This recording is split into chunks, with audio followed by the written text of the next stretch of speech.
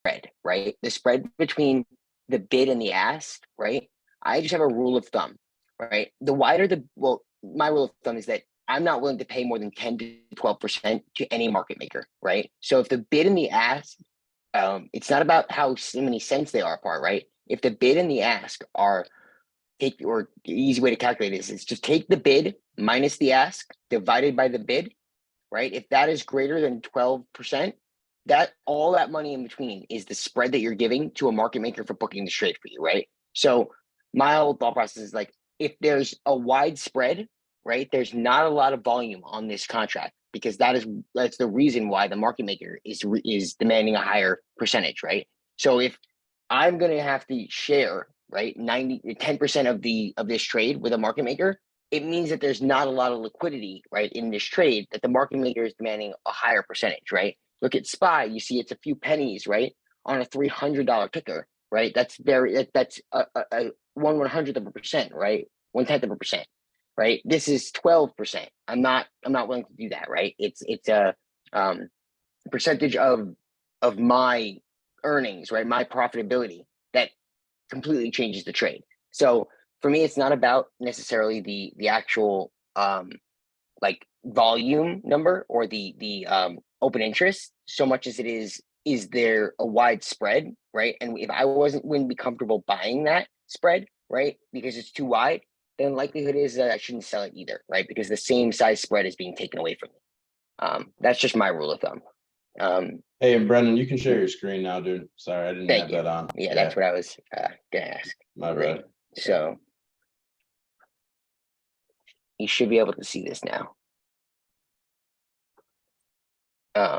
So this was the ally trade, right?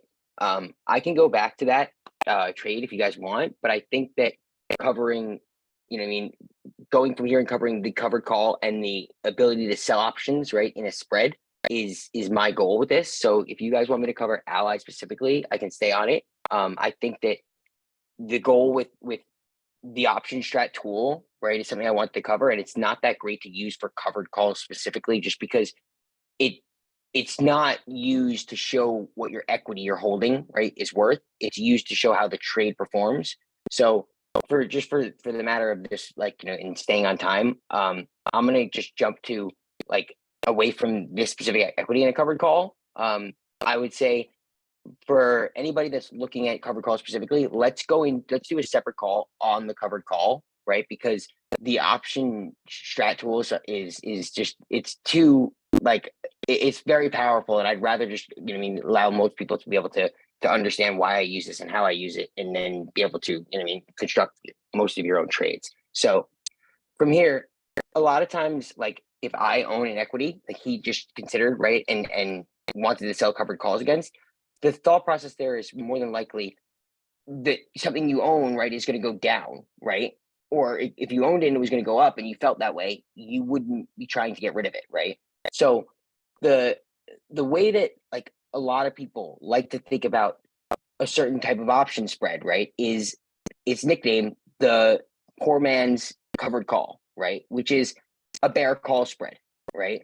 So what that means is if we're in a spread trade, right, that we don't own the underlying, if we are capped, right, in our gains, and we have something on the long side and the down and the short side, then we are essentially in the same position as owning the underlying and being able to sell it. What I mean by that is there's no risk, right, to us of it being called away, but there's also no risk of us having to buy it, right? So therefore, the trade is just the option spread between it. For this ticker, for this trade, like the first one I'm going to go through, I have a few saved, right, that I've kind of gone through in option strat with several people, like, and showed them along. I'm not going to use one of those for this. I'm going to go back and touch on the saved trades as well. But for this example, let's grab a ticker that like one of you guys want to go over that, you know what I mean, we all or many people do trade options on regularly so that we can, you know what I mean, have a consensus. Do you want to just use SPY traders, or is there a ticker that you guys want to go through for SPX? We use SPX. Is that the best one? He's like, what's the, I guess I can ask all you guys, like, what do you guys trade most often? SPX. That you want to, like, you know, use strategies on. Yeah, I mean, we trade SPX. I mean, and I think that's a good let's do SPX, man, because that's Okay, cool. I mean, you know, and then So- honestly, it'll help me like keep me something I can keep doing, and then we can continue to like teach people if they want to do it with SPY and whatnot. But yeah, Yeah, SPX is where I see it being exactly. used. You can choose if you're following along on like on option strat to do any figure of your own choice, you know what I mean, and plug and play. But I'm gonna use SPX. That's a good one. So for me, if I'm setting up an SPX trade, right? Let's come up together with like a group or like traders, like a thesis to, you know what I mean, amongst us that we want to use when going into this trade, so we could just set up the initial sentence like I like to do, right? So we kind of have like a thought process in mind. I'm comfortable doing CPI any. comes in hot, Fed becomes dovish. No, I'm joking. I mean, you can do anything you like. If there's somebody that you mean has something a trade on or wants to put a trade on SPX and has a thesis they want to share, I'm more than happy with going over that. I mean, I think that's the most effective time wise, right? You can get two things done at once.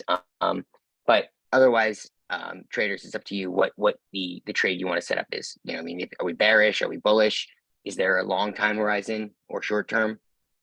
Yeah, I mean, so what I would think, I mean, I don't really care what we do, but I do think, let me just, you know, so what I'm thinking is like, you know, SPX getting down to like the 3200s, right? Over the, you know, before the end of the year. So Perfect. maybe we can Yeah, run so with like, that. but that's kind of where I thought we were gonna go with this. That's perfect, right? Like if we're trying to trade the market with a bearish outlook, right? From let's say here through December, right? We could say October, November, December, right? We're bearish the market.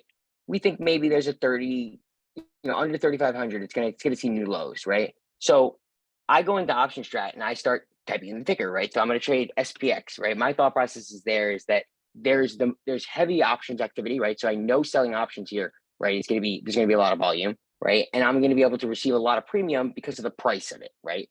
It is nominal dollars there, right? The percentage of the underlying allows for me to receive a lot more in premium. So if I came in and just type in SPX, right? If our target price is 3,200, like we just said, right? This is going to basically build a set of optimized trades around the 3,200 price based upon if you're bearish, neutral, you know what I mean, you want to trade it directional, or if you're bullish, right? And I don't necessarily like to say that these are the only right trades that you should really take, but to me, if it's not one of these like strategies, it's probably me doing too much work trying to build the trade, right? Like on my own, trying to construct how to be most profitable when it's telling me, right, these are the five that it gave me back as, you know what I mean, baselines to start. I like to Yeah, think of it as that's, and templates. we should probably start with these, go through them, and if they're not, you know, if they don't feel exactly right, or you know, but That's at least exactly what I do. analyze these in the first place. Yeah. Brandon, and the one thing we got to keep in mind is, I mean, you're looking at a lot of collateral on some of these, and not everybody has that much margin or cash available with the crowd. That's fair. Let's do SPY. Yeah, that's I mean, fine. Right? And SPY's honestly, SPY's a SPY's lot fine different, too. a lot Yeah. easier. Yeah. Yeah. Let's So do it. Same let's say idea the though, target right? price. Right. Yeah, it plays to a bigger crowd. Yeah, no, trade. that's a great point. So 320 target price on SPY, right? We're bearish. And like I said, when we're option strategies, right? If we're selling the option contract, we'd like it to be somewhere between 30 to 45 days, like I was saying earlier, right? That allows us to harvest the premium, right? And allows for us to be on the desired side of the theta, right? For the longer period of time in the trade. The reason why I didn't say all of it is that majority of the time, right? If this trade goes our way, right, we're going to sometimes, right, close out before the expiry. The goal is to not have that happen. But if it goes against us, right, we want to have a maximum, you know, we know we're willing to lose if it's not the full 100%, right, before we close it out. So that means like the theta for the majority of the time, right, we want the desired like strike price, right, to obviously occur, but we want it to happen, right, over the length of the time of the trade. That way we can harvest that premium. So let's say it's October 11th today, right? We could do in November, we could do December. I'm going to look at both of them. Let's start with November 18th, right? The monthly. That's going to be the most volume. So I like to always start looking at the monthlies. If I can't find a trade on the monthly and I'm looking for something more near term, I'll move it into the weeklies, right? But in the option contract, when we're selling, if we're looking for 30 to 45 days out, chances are our best bet's going to be the monthly if there is one, because that's going to have the most, I mean, the most volume traded on it. So if we're bearish, right, the long put is the easy way, right, to just buy a strike price, right, and hold that, right. But it's not necessarily right our best and most profitable trade here. As you see, it's got a very high return on risk, right? So the return on the amount of money that we're risking in total, right, has a high profitability, right? But the amount of money risked for a low chance, right? There's no better trade on the long put side than it could find than buying a 354, right? Because of the likelihood that it profits and the amount it would profit in terms of the return, right? So if we look here, I like to use bear call spreads instead of long put because if I'm bearish the stock, right, selling the call spread lets me collect the theta instead of buying it, right? I think most of you guys know how to buy options. So I'm going to go over mostly, you know what I mean, selling option spreads, right? And then the value of being on the long side of a put, like a put or call debit spread, which is buying that. So here we're bearish, right? The bear put spread and the bear call spread are more than likely always going to be our best bets, right? When we're talking about early, like I would say early stage or beginner level options, right? And I don't mean that in any insulting way. I mean that if you're not advanced in the amount of time that you've spent trading options, right? It's not about skill level, it's time, right? It just becomes a little bit harder to trust yourself, right? And trust that you know what you're doing. That comes with time, right? So adding more complexities to the trade than just a simple bear call spread, right, or bear put spread is, you know, unnecessary, right? It adds complexities that don't necessarily add to the profitability of the trade, and I'll show you what I mean by that. So the bear call spread is going to be the one I want to use for this because it's going to allow us to sell. The bear put spread, right? We'd be selling and buying, but because we are bearish, the put spread, right, is going to be a debit. The call spread is going to be a credit. Right? We want to own the put spread, therefore we'd be buying that one. We want to sell the call spread, therefore we'd be selling this one, right? So And we don't own 100 shares of these. no. We do not own 100 shares of the underlying. That's a great point, right? So differently than the covered call, which we touched on before, right? With a spread, we don't need to own the underlying because the trade is constructed where you're selling and buying, right? The call side. So if this trade were to go against you, right? In theory, if you're short something, right, and you don't own the underlying, if it got called away from you, you would be selling short the stock, right? Right at that strike price. Now, if you own a call, right, to the opposite side of the call that you've sold, right? Now, if it went to that strike price, right, you could just buy the strike. You could buy the option at your strike price. Therefore, your risk is capped, right? The spread allows you to not have unlimited risk by selling a naked option, right? So you know the exact amount you could lose, but therefore, if we have something on both sides of the trade when the trade goes against us, it means we also have something on both sides of the trade when it goes in our favor as well, right? Therefore, it caps the upside to the trade, right? It locks in a much higher likelihood of return, right? But it lessens the amount of that return, right? That's why it's, you know what I mean, it's best to use over longer periods of time so you could put several on and not really have to trade them every single day, right?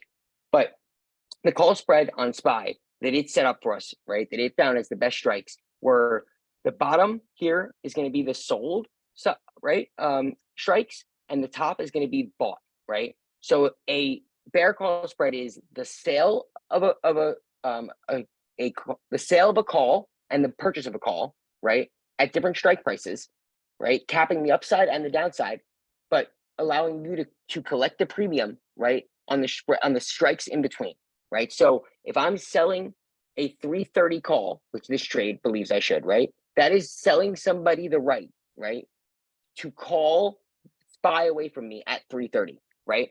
But I'm buying it, right, in this trade. I'm buying the 376. So it caps that upside, right? But if it were to get called away from me, I own the right to buy this as well, right? So if it's in the money, then I can exercise my option, and now I'm even, right? So it's not that you would ever have to necessarily go and exercise that end of the contract or that leg. It's that the market maker, right, and the broker dealer is allowing this trade to be exercised, right, by you, because if there's enough margin in your account, right, between the spread, right? They're the only risk that they have associated with them, right, is the amount between the two spreads if exercised, right? That's what the amount of margin and buyer power required to take this trade will be, right? The amount, if they had to exercise both legs of the trade, right? The amount of money it would cost in between that, including the premiums, which is often, you know what I mean, a lot less than many people realize. I think my only, I guess, like, the point I arrive at is that most people, as they should be, right, don't sell options because it's of the fear of what it sounds like and the nuances, right, and what the potential risk to those nuances would be. Meaning, if I trade if I sell this option, right, what's going to happen to my account, right? Am I at endless risk? Is my stock going to be sold, right? Am I going to blow up my account? I don't really know. Therefore, I'm not really comfortable selling anything, right? That I don't really know what the outcome will be at execution, right? I think a lot of people get fearful of that. A spread trade, right, is telling you right off the bat exactly how much margin would be required to take that trade, meaning that's the amount of money, right, that you have to post, that you would have to post. The likelihood is that if your broker dealer is willing to allow you to take that trade with that much margin, right, that's the amount of risk you should associate the trade with towards your account, right? You should not associate it with, I've lost every dollar of this trade as maximum loss, right? You should associate it with the amount of margin they require, because that assumes that this trade goes further against you, right? The absolute worst case scenario that the broker dealer has requested me to have in order to take the trade, right? That's the absolute worst case scenario. That's the reason I like to use that as the risk reward factor, right? It's how much in opportunity cost am I really spending, because I could use that margin elsewhere, right? So for this trade, the 330, 376 builds us a break even at 357. So for this trade, if we were thinking of a strike price at 320, right? This trade allows us to break even anywhere that that SPY is below 357.50, right? By receiving the premium of $33, right, for selling the 330 call, right? We have built a break even there at 363, basically, right? Is one way to think of it. 376 is the call we bought. We paid $6, right? So we received a net credit of 33.86 for the call sold, right? Minus 636 gets us a net of $2.75 per. The reason why the credit here says 27.50 is, $27.50 is what is per, right? And this is 100 of the underlying, right? So if you had to buy 100 of SPY, right, or if you sold 100 of SPY, right, and you received $27 each, right, you would have $2,750, right? So this credit is the assumption of one contract sold, one contract purchased, right? The total net credit would be $27.50, right? And that is what you're using as the in-between spread, right, to account for 330 to 376. What I was mentioning about the margin is, you see how the maximum this trade could allow me to lose is 1850, but the margin required is 4600. When I meant how much you're willing to risk, you have to be willing to risk the amount of margin that they required, not the maximum loss. That's all I meant there, right? So if I think that below 357.50, right, is a guarantee in my mind, right, and nothing's a guarantee, but if I believe that that's what's definitely going to happen, right, this is a trade, right, that sets that up beautifully. But I said 320, right? So if we think about 320 being the strike price, we would be happy breaking even anywhere below 320, which means we have a lot more premium we can actually collect for this trade, right, if it goes down to 320. If you believed it was going to go to 200, you wouldn't buy $300 puts, right? You would buy $200 puts because of how much more you would make if that was to go all the way down to 200, right? Well, that's the same thing we want to do here. We want to sell the strike, right, deepest in the money, if that's where we believe it's going, because of the premium we'll collect for it, right? So when I usually would like not necessarily look at option strat first for the strike prices. I would be looking at, an option chain throughout my day. I happen to spot, like, after all, 10 plus years of trading and 5 plus 7 plus in options, you can sort of start picking out different strikes that have like elevated premiums, right? But for this tool, it's great because the bars indicate, right, the volume at that strike. So usually the higher bar, right, that we're selling will allow us to sell that for more premium, right, than the others because more people are buying that, right? So we said 320 was our view, right? If we start lowering the strike price down that we sold, right? You see how the credit becomes more? So we're now selling the option, right? From that's more in the money for more premium because our bet was that we'll break even below 350, right? So if we were to lower that the sold price to 320 and the purchase price to 360, right? We've now collected 2884 in credit, right? Versus the 2750. Our max loss is $1,116, right? So even if this trade were to go 100% against us, right? The maximum that could be lost is about less than half than you can make in profit, right? In this trade, if you were to collect it. The reason being is how deep in the money you're betting this, right? It's at 357 and you're betting that it's going to go down to 320, right? Selling them the right to call it away from you there, right? Selling something deep in the money is not usually advised, right? Because of the fact that once you sell it to them, it's already in the money, right? So now it could be called away from you. And if you don't own it, that could be risky, right? The spread certainly allows us takes the risk of it being called away from us away, but it doesn't mean that the trade doesn't start, right, against us. I'm betting it's going to go all the way down to 320. As soon as I take this trade, I should assume I'm probably losing in the trade, right? Except when we have elevated premiums, that's where we want to sell that, right? Because that'll allow us to be as close to break even at the execution of the trades we can, even though we bet that it's going to go all the way down to 320, right? So for those who are not comfortable with like a P&L chart, this is just like a visualization of where you're profitable and where you're losing, right? What strikes along the the length of the trade. So this bar right here is what day it is. These trades that you see me set up are always going to be what does the payout look like at expiration, right? We want to know what does it look like if by the certain date of the thesis, right, by November 18th, so I believe SPY will be below 320, right? Well, then I want to make sure that by that date I can see the payout, right? What it looks like today is less relevant, right? Because I want to hold it and collect and harvest the premium, right? And each day that this trade goes longer, you'll see it move, right? The payouts will move and my payout becomes larger and larger and larger, right? Over a larger set of strikes as the days go by, simply by the premium, right? Burning off, right? So if I look at it at the end, I know if I were to hold this to expiration, this is where the price needs to be, right? For me to be profitable. If I Brendan, sold the 320 and go ahead. sorry, if this was during market hours, this data is just fluctuating in real time. Yes.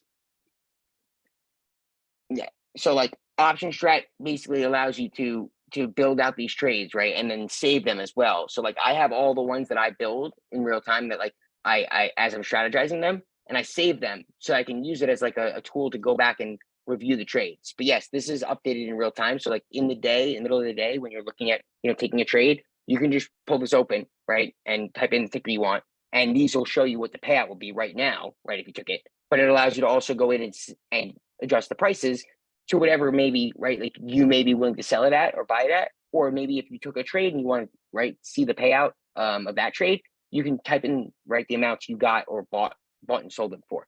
So just circling back, if this trade, right, was to execute today, right, the payout looks like that gray line, sorry, right, which is today I'd be breaking even at this strike, right? At this strike today, I'd be making under $1,000 right here, right? And today, at expiration, I'm at zero, right?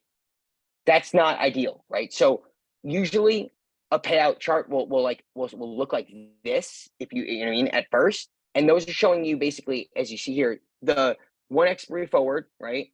And then as you slide it along, that blue, like the blue cone, right, that you see is the premium, right, that I received burning off the theta, right? So over time, I get to keep all of that if it never goes to the strike price, right? So the strikes that I am profitable at become wider as the days go on. That's the main reason that the goal, right, is to hold this trade, right, sell it, and then hold on to it until expiration is the wider we get of a range, right, where this can finish for us to be profitable. So it doesn't really necessarily need to go our way right away, right? Because we have a wider range it could be in our favor, right, as time goes on.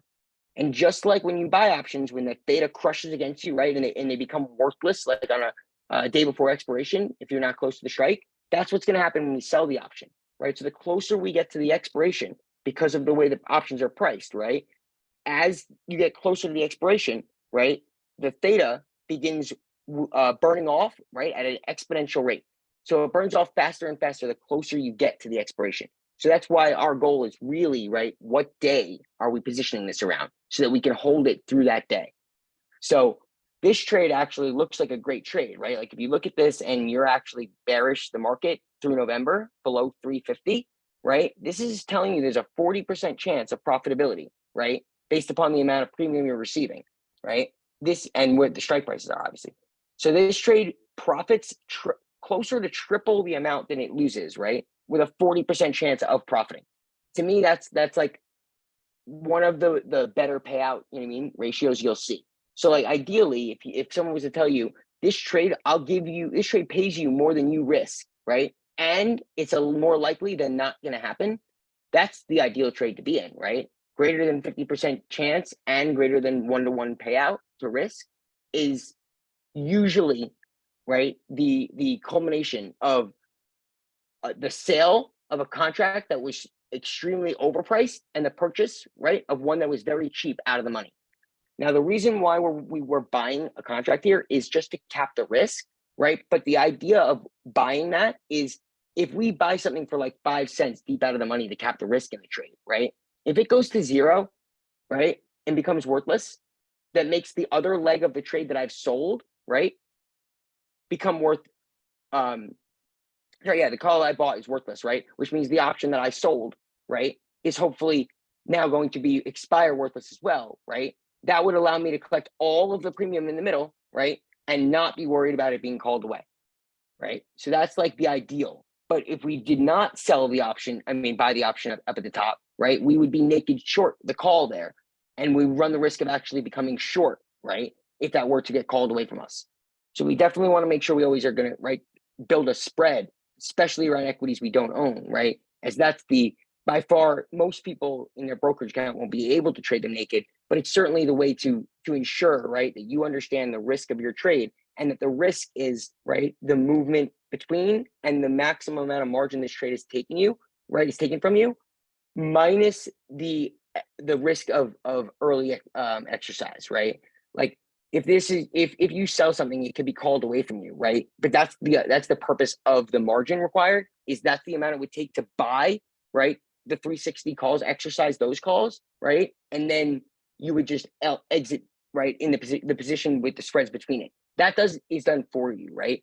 These are the types of reasons why I like to use a tool that allows me to visualize it like this and not have to think about, right, exactly what, right, the components of like what's going to happen at the end of this trade, and if this trade goes for me or against me, am I liable for the equity, right? If I build a spread, I understand exactly what my risk is, right, by understanding how much margin is required, right, and knowing that I am both sides of the trade protected, right? So for me, above a 40% payout ratio, like if there's a reason that we could get below 348, right, we'd want to. If we like this trade, right, we can start to say, all right, let's save this, okay? And we can now either change around the date, right? Let's say we want to now maybe collect some more premium. Maybe, 348 by then looks great, but we're looking for 320, right? And now we're seeing that, there's not really a high likelihood based upon the chance of profit if I were to move the strikes really low, right? So maybe we're looking at 350 and saying, I was thinking about 320. That does sound like, my thesis, but the option, right, to be breaking even at 350 versus 320, right, allows me a lot more safety, right? And now that we know kind of the payout, right, it allows me to also say, let me see what the payout would be, right, if I was to just be long a 320 put, right? That's our thesis, right? So now if we were to instead long the 320 put, right, which would be that in virtually the same strike, right, because we were selling the 320 call, buying the 320 put, we would have a 10% chance of profit, right? Now look at the maximum profit. It's so much bigger than the maximum loss, right? But then there's a 90% chance that you lose all of $337 you have to pay, right? The option that we had first built allows us to collect. Hello? These are the trades that I've saved. Hi. The SPY trade right here allows us to collect 320, 360, right? Collects 28.84 in credit, right? So we'd much rather receive the 28.84, right? And have the trade have to go 100% against us, right? To have them receive that back, then have to pay for it, right? In the event that it does go in our favor, right? We reap the benefits after below 320, right? The So, buying Brendan, of the option contract. Go ahead. I was just saying, real quick on that net credit, I see your point. So if that trade's not going in your direction and you can just, it's eating into your net credit, then you can just kind of unwind the trade. Is that your thought there versus paying the 337 on the net long? But Correct. So in essence, right, that when I said earlier today, right, if the trade's going against you, you could close it out by how much of the amount, right, that you received, you're willing to forfeit. The thought process behind the expiration date though is if that trade is going against you, right? Let's say the first day, we say it's Thursday, right? Thursday or it's Friday afternoon, right? And the strike price, I mean the SPY is at Hello? let's say it's at hello. Sorry, can I just have an overview?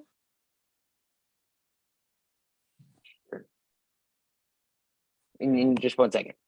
I was just what I was saying was if the strike price is here, right, on Thursday versus on expiration, right, the trade will at first look like it's going against us because it is, right? But my bet on the trade, right, my thesis was by November 18th, the SPY will be there, right? So it may be going in their favor, but just like when you're long the option and you see like you're up 32%, right, in the first day, if the strike price doesn't continue to move in that direction, right, at the same rate, right, then the likelihood is as the time goes on, right, I'm going to now be losing in that trade.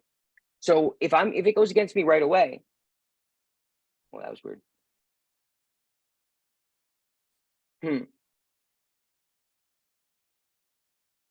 yeah, who's making these marks? Not me again.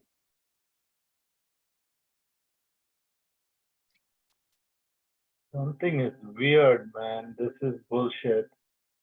Yeah, I think it's some trolling bullshit, brother. I don't know. No. I don't like Did it. it just happen It was again? Susanna. Yeah, kinda. Yeah, was it the, Alex, can you take a look at all the names up there? Do you know anyone that is not supposed to be here that we don't know? I'm glad I'm not using my trading computer for this. Damn. The only thing that looks funny is big fucking hammer, I think it is, but I don't Yeah. know, man. Last time as we were talking, the same guy left. I don't know who he is. If they drew on the screen, you can just delete it too and clean I it can up. delete it, yeah. Yeah, that's not it, right? But But it's why? Why are you doing it? Brendan, did you change your screen name to Brendan Hacker? That was weird. Nope. Yeah, That's sorry to not interrupt, but who can it anyone is, give me though. an explanation for what is happening? Well, no, maybe you're in the wrong chat then, I don't know. We're going over options premium. That's where the links came No, from. there's And somebody's the, name. Somebody's name Nah. is Brandon Hacker. Brandon's hacker is me. I was just trying to be funny. Sorry, it's Eric. who's big fucking hammer?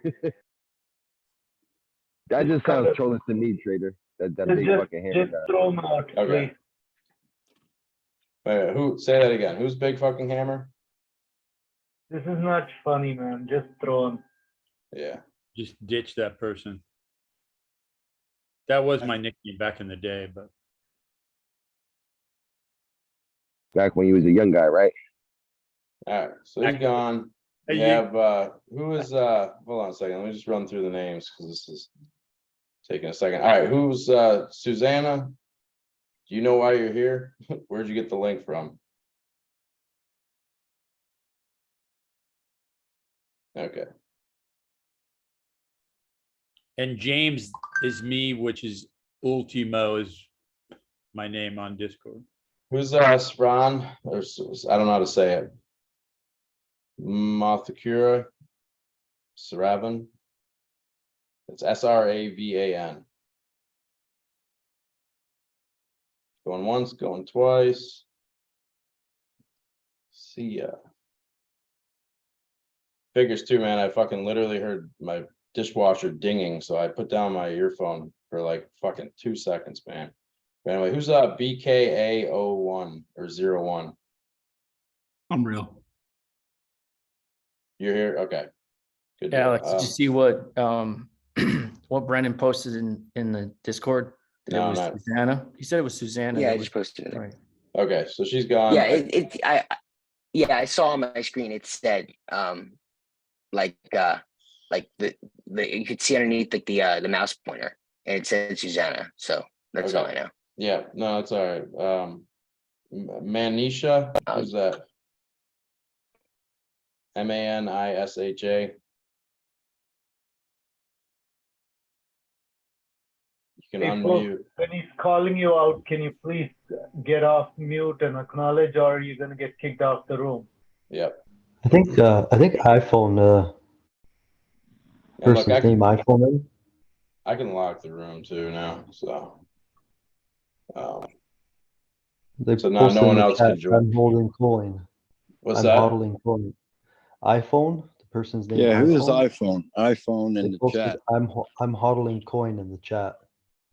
iPhone, I've seen iPhone in the chat before, so I'm not sure if that's somebody new or old, but I've seen Yeah, that but name in here If before. they're gone. Because if you're on your iPhone, you're typing I'm hodling coin.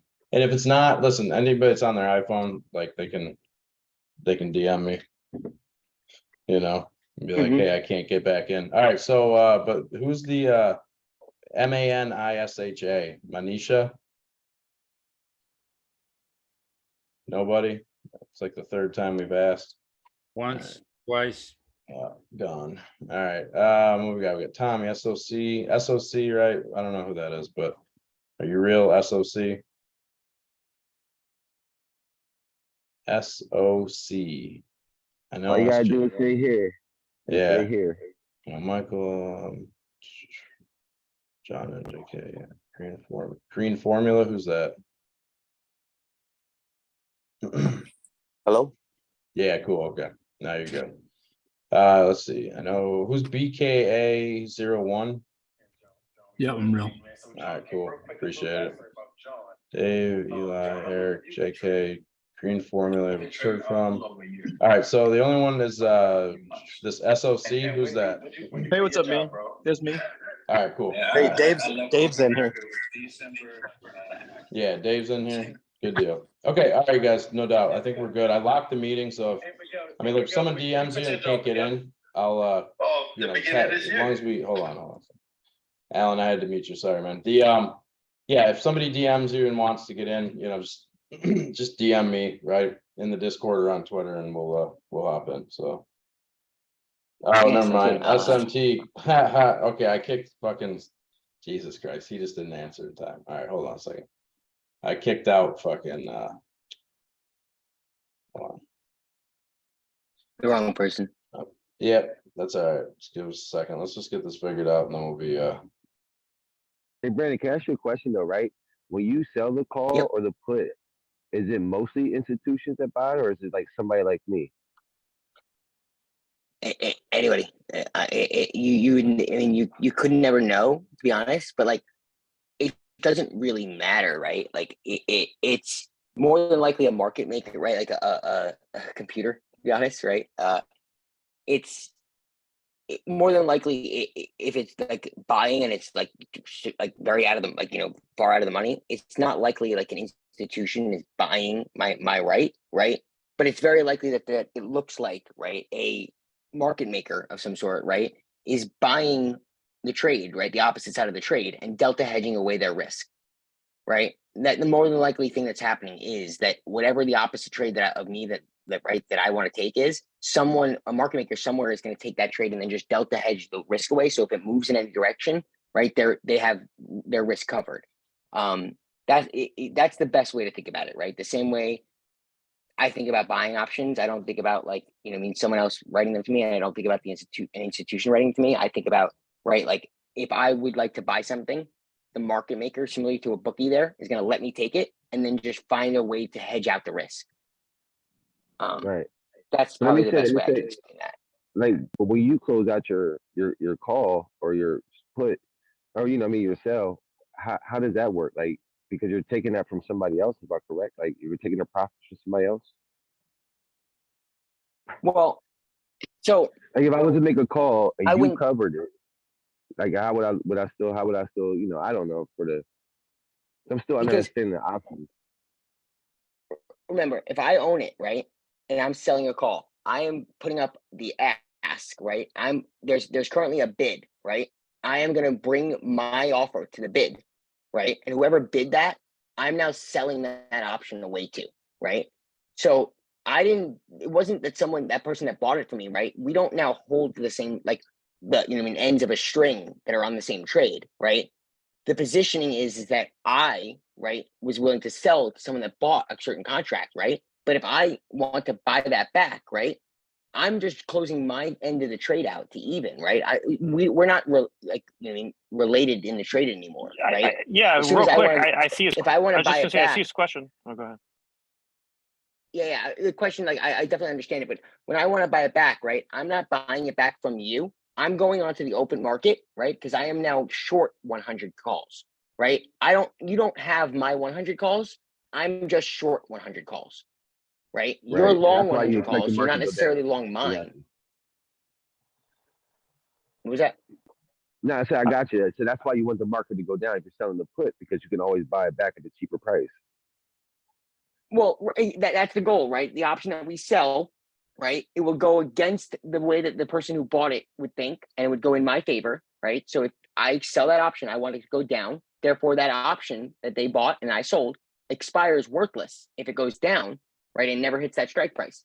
If I want to buy it back before it expires worthless, right? I can close out the trade earlier. And now if I sold something that was, let's say, $1, right? And now we're halfway through the trade and it's 5 cents to buy it back, right? The trade will be therefore 95% in my favor, right?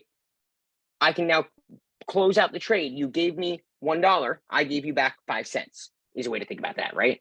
So collected $1 and you bought it back for 5 cents, that would be the 95% that you recognize, right? So if the trade's going in your favor, you don't necessarily want to buy it back, right? But yes, in theory, you're going out to the open market, not back to the original contract you had, right? And you're finding the lowest price, right? That someone is willing to sell you something, right? And or the lowest price that you can buy something back, right? So I would definitely not try to think about it like you're holding on to the same trade, right? With the person that was opposite the trade as you from when you started. And it's just a spread, right? Okay, I got you. Yes. Yeah, that's how I think about it. This type of situation is a spread versus like the underlying. Yeah. Well, I'm Exactly. I'm still trying to What understand right. spreads Good. No, I was just saying I'm just trying to understand the spreads and everything else. I'm like this Right, side, so, like, seeing this side of the option chain is brilliant. I'm gonna pull up an option chain in a moment, like a regular option chain, so you can see it in front of you, right, as well. But like the thought process is that the spread, right, by having both sides, right, buying and selling something, right, is what's capping our risk on the trade, right? Because the way you like what you just said, what if if it got called away from you, well then I could call this away from them, right? Like that's kind of Right. the simplest way I could put it is that the Brendan, spread is capping your risk and capping your gain. Brendan, I think a lot of people are missing the point that also if you're up 38%, you can close it, walk away, and keep your 38%. I That's mean, what I'm saying. Yeah. yes, you can close it whenever you want. If you think you're profitable enough in a trade, that's the beauty of this. You can close it and move on. But listen, my thing was the whole question was is if you close it, don't somebody lose their position? Is that how that goes? Or you know what I mean? I don't understand. Like, there's somebody, like you said, there's a buyer, there's a seller. So you're selling it to somebody and you want to close it, but they still have it open. You know how when you're long a contract, right? You see plus like 5, right? SPY in your brokerage, right? Then if you were to sell that, right? If you just want to get it closed out of the trade, you sell that, right? You're not selling something, right? Like the other person who sold you those contracts, right? You're not selling them back to him. right? You're going out to the open market, and whatever the bid is, right, you're willing to sell it for that, right? You go and you hit sell, right? When you're long it. Well, it's the same in theory, right? I'm gonna go find, right? If I'm short, it says -5, right? Buy to close is just gonna go out to the open market and find anybody's 5, right? Gotcha. That it can Gotcha. find for the Gotcha. cheapest, and I'm gonna buy those, and now I'm 0. I'm at 0, right? The person on the opposite side that bought my calls is still long 100 calls, right? I bought back 5 different calls. Gotcha. I got you now. So Brendan, makes sense, and the that makes one sense. thing, the one point you touched on, he was just talking about, that's why it's key to make sure you have liquidity in the option chain. You don't want to ever get jammed up to where there's no buyers on the other end. Correct. Right. And that's why I said, like, use the margin amount as the amount that you should think about that you're risking, right? Not the max loss, right? Because in between the dates of today and the expiration, this is the amount that you're going to have to keep in margin, right? That's designed to be, right? Like if you think about it, right? The amount that the brokerage would be on the hook for if it got called away from you and you don't own it, right? So the spread, the design of the spread is to be able to cap your risk when you're selling something, right? That you don't own the underlying of. And when you're buying something, right, you're receiving some premium, right? So that you can make what you're buying cheaper, right? And we can go into that, but I think that selling it is more, beneficial. So yes. So what is the difference between this and cover calls?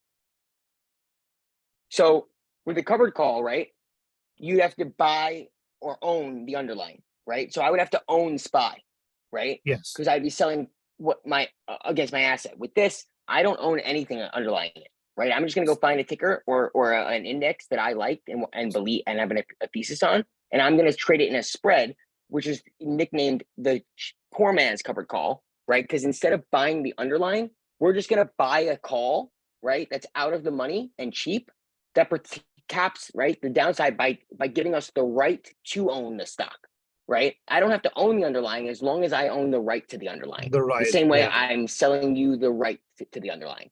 Yeah, right? that's the only If benefit. it got called away is- from me, I would. Good. So go ahead, no, go ahead.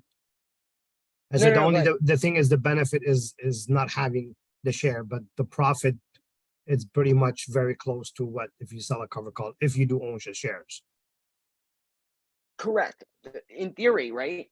The profit is going to be very, very close to the same profit, right? If you have based on your thesis to where the strike is, to where the underlying is going. But besides, right, the amount you spend capping your trade. So that's a great point you just brought up, right? Like if you were to own this underlying, own SPY, right? You could just sell the 330 call, right? But then why would you, right? You would, in theory, right? You would be selling this down at 330 plus the premium you receive, right?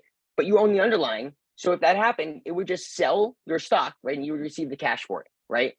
If Yeah, instead because- you don't own the underlying, the amount you spend buying the upside protection of this trade, right, is the amount less than you'll receive than if you owned the underlying. Because If we have you to own the spend underlying. 1344 to cap this trade, right, per contract. That's how much less we would receive than if we owned the underlying. But if we don't own the underlying, to buy 100 shares, right, would be 35, would be, I mean, way more. So yeah, 35 grand. So like, if you do own the underlying, the covered call, right, is the same thing as selling a spread, right, without buying that call. But That call. if you do not want the chance of it getting called away from you, right, and you're just making a trade on the ticker that you happen to own as well, right, by buying the upside call, you're still protecting your asset, right? The trade that the covered call is designed for an income strategy, right? How do I generate consistent income from what I own by selling other people the right to speculate on it, right? The spread is I'm going to speculate on a ticker. I happen to own it, right? Or I don't. It can be done either way. I happen to love spreads because I don't own every ticker in the market, right? And I do have an opinion and I'm willing to let other people speculate, right? With risk, right? To play out my thesis on tickers I don't own, right? And I do that in the form of spreads, right? I always, almost, I wouldn't say always, I would say I always almost like first go, right? The first desired choice is to buy or sell an option spread, right, to either reduce my cost, right, or to recognize a higher likelihood of success on the sales side, right?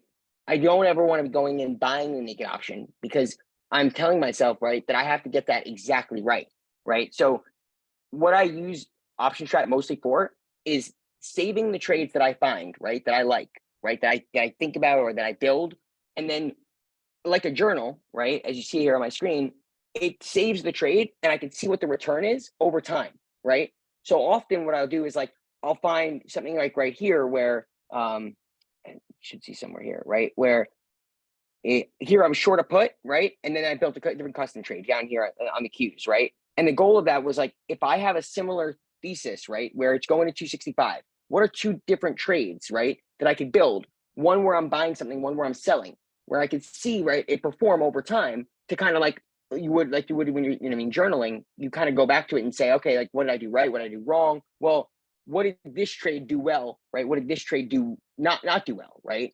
Well, over time, right, with a similar thesis, one trade happens to do like a lot better if you're selling something as well as buying it, right? Because you've made it a lot cheaper, right? Your break even is less, right? So the real, I mean, strategy behind why you'd be using spreads isn't necessarily having anything to do with owning the underlying, right? It's the performance improvement, right, over buying or selling something naked when using a spread, right? So if you were going to go in and buy something naked on a certain ticker, using the spread is the desired method.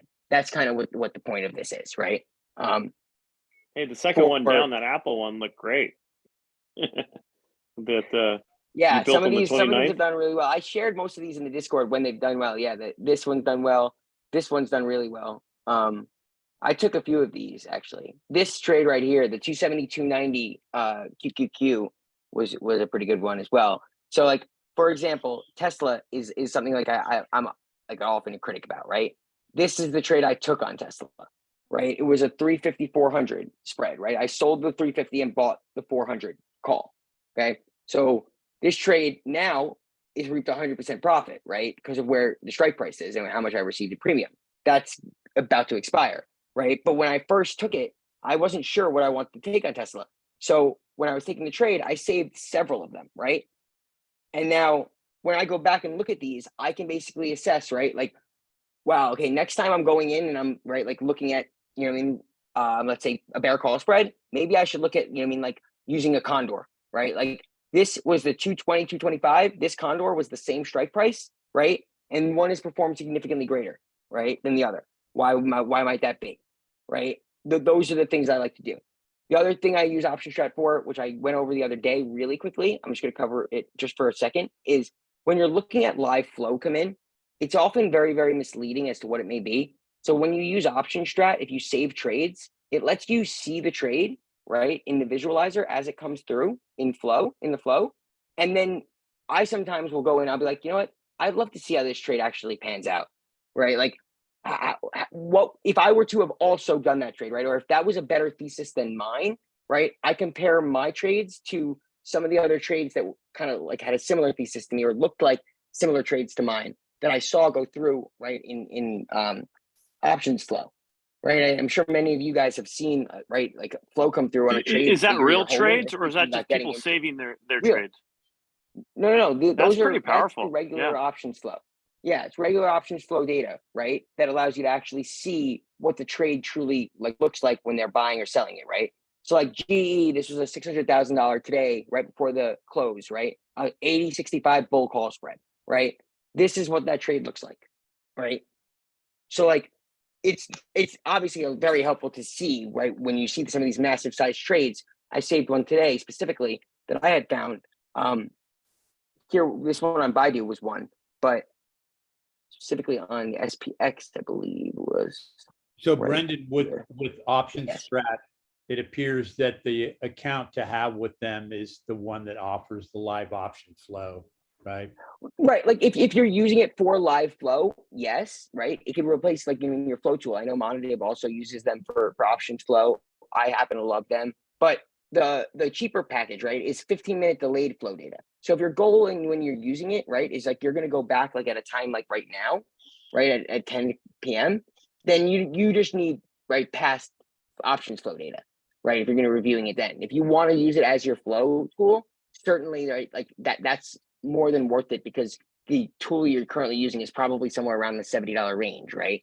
So like option strat for me, it gives me the most, right, with the ability to actually provide me something that I don't have on my own, right? Like the other tools, there's another tool I could find, or like for $75, I'm kind of asking someone else to do the work for me. This tool is kind of like providing me something that I really don't have on my own, right? Which is like this ability to see the flow and see all these trades in a visual manner, plus save them for a journal of sorts, right? So highly recommend anytime you're building trades in option strat to just hit save trade right up here, right? And then you can always go back and view them. It's made me a lot better. Another one. Somebody's doing it again. Oh my God, people really. What the heck, man? Oh, this is, Relax. That was me. I just did it to see if it would let me do it. It'll Oh. let anybody write on your screen, Brendan. You can just erase that. So I- you're all the I- hacker. No, I just actually No, I'm joking, brother. I'm joking. I'm joking. I touched the pencil by accident and I didn't want to do anything. And I just moved my thumb and it put that up on the screen.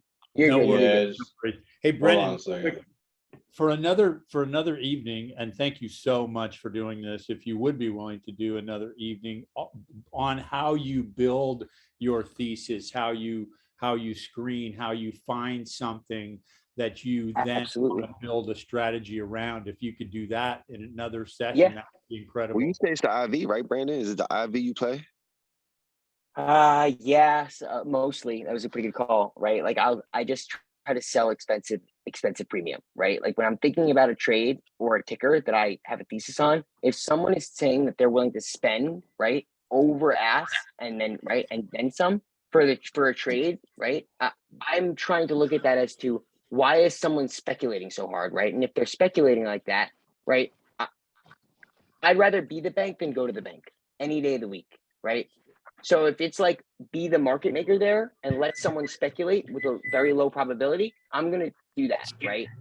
If I don't recommend that, is what I'm saying, right? I don't recommend finding and scouting, like you mean for expensive IV and just going and selling that, right? But when you're No, well, Brendan, finding stocks to as trade, right, and buy, you're looking for good valuations, right? In options, you're looking for high premium to sell.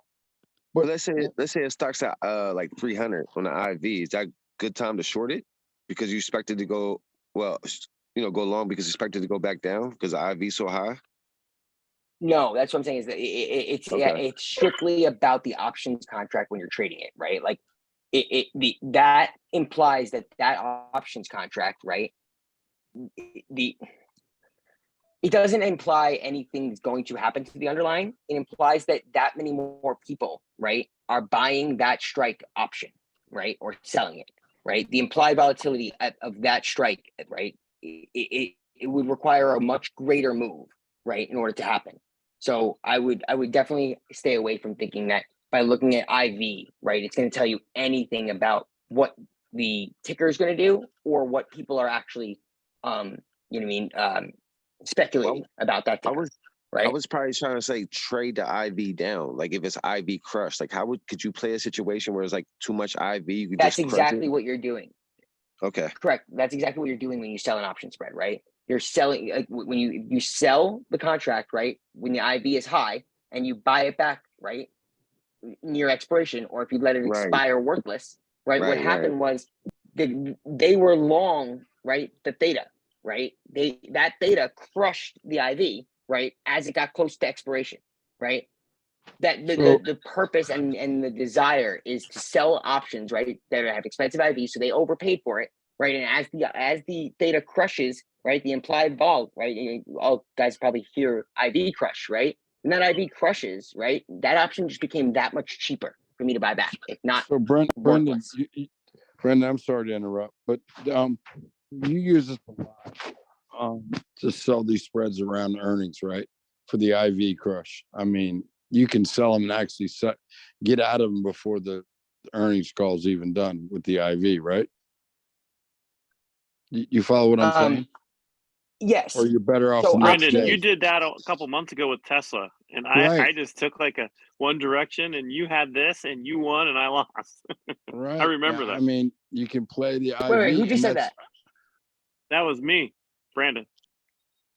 Okay, I was gonna say, I don't, was that you? I don't remember who it was, but there was someone who I got killed on that trade, but I had a small size. But yeah, I think you came out okay. Because I remember asking you. Yeah, what trade did you what did you put on contract? Like what was the strike that you bought? Oh man, I have to go look. It was right on earnings 2 months ago. They freaking backdoored us with the Bitcoin sale. You know what I mean? Yeah. Yeah, I like for Tesla specifically, I can show you like my saved trades. I've saved almost all the trades I put on Tesla. And most of them, as you see here, like these ones were saved most recently. But the ones I have from back here, right, were probably the ones that like you're referring to, so, or a little bit beforehand. Like this was the 350-400 call spread that I put on, right?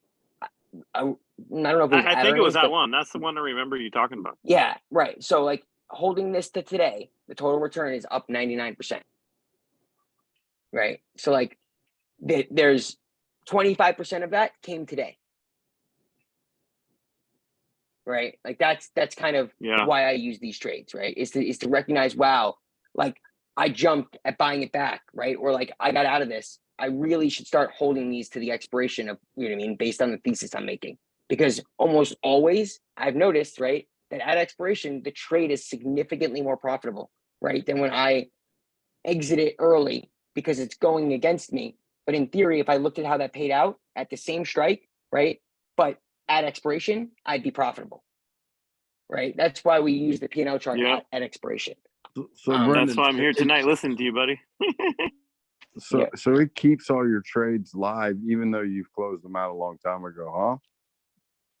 Yeah, like you'll see here, like I built these September Wow. 13th, 16th, 19th, the That- 15th, right? Like I built this September 15th to today, it's up 431%. I built this That's- September 23rd, the trade that's- today up 647%, right? That's awesome, man. Thanks, man. Hey, Brandon, I got- That'll show you what a true idiot I really am sometimes. Not Hey, if you're Brandon, here. I got a question. If you're here to learn, so you're good, brother. He's teaching you right now what he does. I mean, even look into that green to red ratio is just it's good. It's just showing you. Hey, Brandon, I got a question for you. On you posted this back in Dark Pool and Flow back on the 4th, and it was STAA. And this stock, and you even said, "Whoa, what the hell is STAA?" And it never only seen it. trades like 400,000 shares in total in an entire day. And I mean, I don't know what it was. I'm trying to do the math there. I think it was like 120,000 in options were purchased. 40,000 sell puts, October 90s. And it's split up What was the between date? November. Was it 4th? Yeah.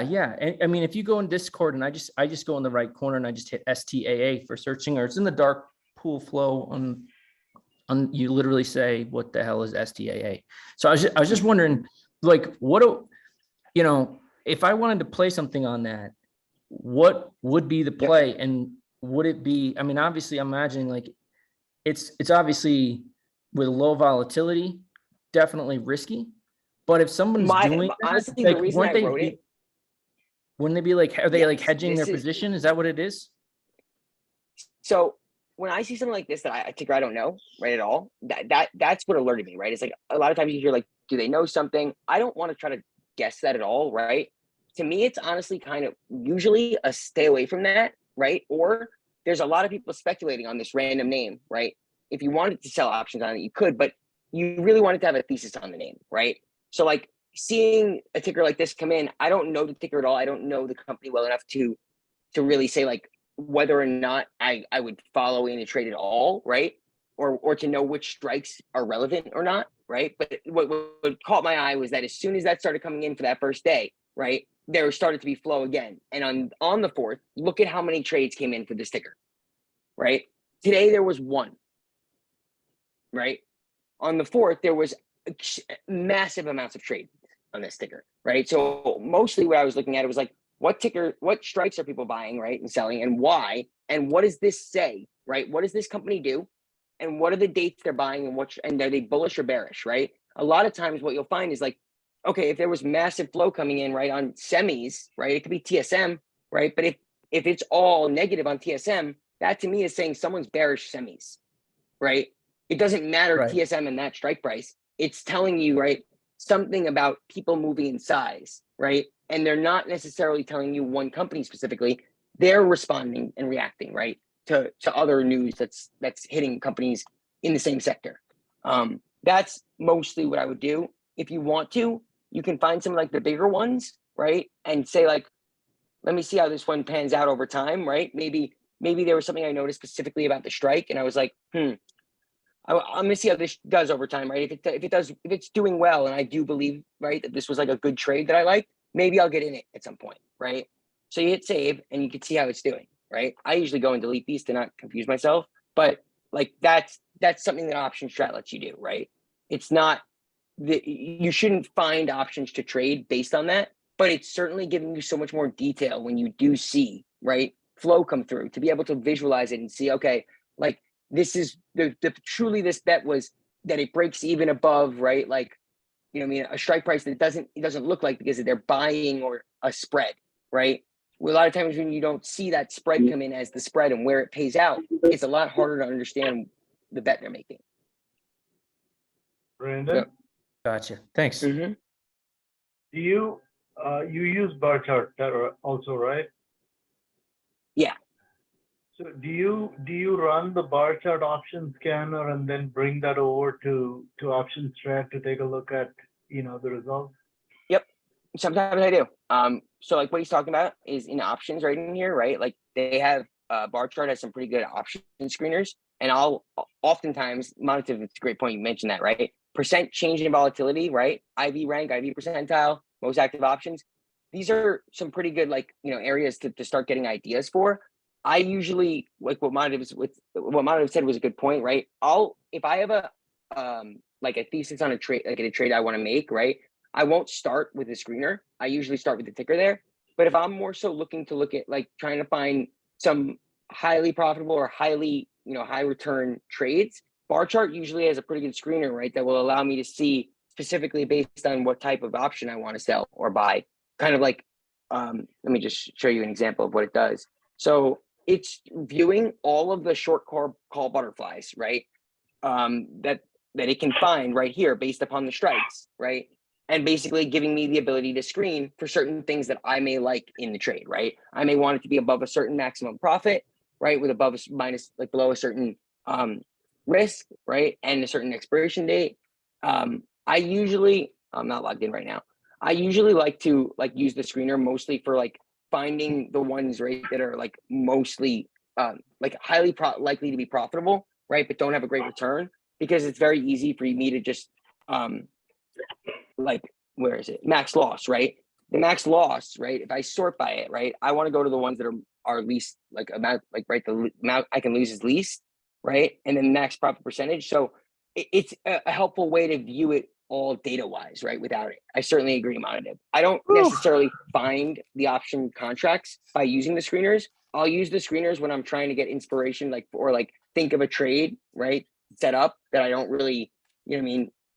I don't really know what trade I want to make. Now I'm seeing Apple, Google, right? Well, now if I'm thinking about selling contracts, right, I should think, well, the short, right, the sale of contracts on Apple and Google, right, must look attractive if the short call butterfly, right, is most prevalent on this list. That's mostly what I use it for. I need it. So if anyone has any questions, you can certainly ask them. But if not, I was going to say I certainly want to look at Apple being one. I know a lot of people trade Apple, right? Apple is one that many people being bearish on, right, would typically go out and buy puts on. But I think that's a decent way to look at the spread versus longing puts.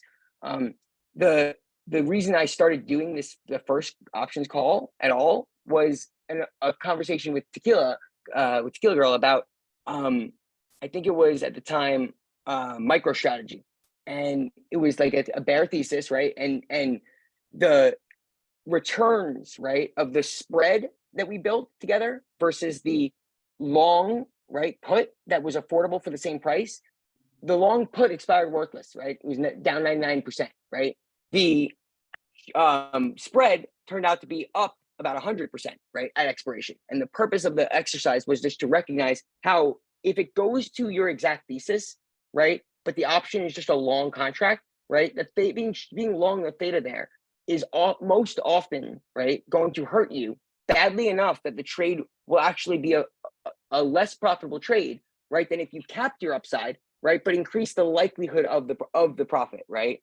So this trade was just real quick because it was the first point that I wanted to make was the comparison of the two trades. It doesn't have it. Damn. Hey, Brandon, what's the Oh yeah, it odds does of- right here, right? What's This was the trade me and Tequila Girl looked at. It was the long 190 put closed down 100%, right? Worthless. And the bear put spread, right? Selling the 235 put to buy the 220 put, right? Closed up 205%, right? So for the same price, in fact, it was actually less, right? Using a spread instead of long a put, right? Allowed us to recognize the premium and use that to be for a higher likelihood and a greater return, right? That's the main purpose of using a spread. So I'm just going to go in here and I'm going to use Apple, right? I'm bearish Apple through November, right? For me, I would be hard pressed to find any reasons I'm bullish any figures, one-off specifically. But Apple to me just hasn't fallen enough, right? So if this is my thesis, I'm coming in here, the covered call, right? Look at the return, right? Return on the risk is almost nothing here, right? Because the strike price, right? No one wants to buy it there, right?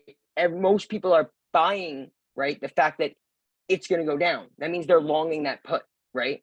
I don't want to buy what everyone else is buying because now it's more expensive, right? I want to sell that, right? I can sell that and still tap my trade, right? Have the exact same thesis, right? But recognize the profit from someone else's, right, overindulgence in the trade, right? Not caring that it was too expensive. They still were willing to buy it. I'll sell that, right?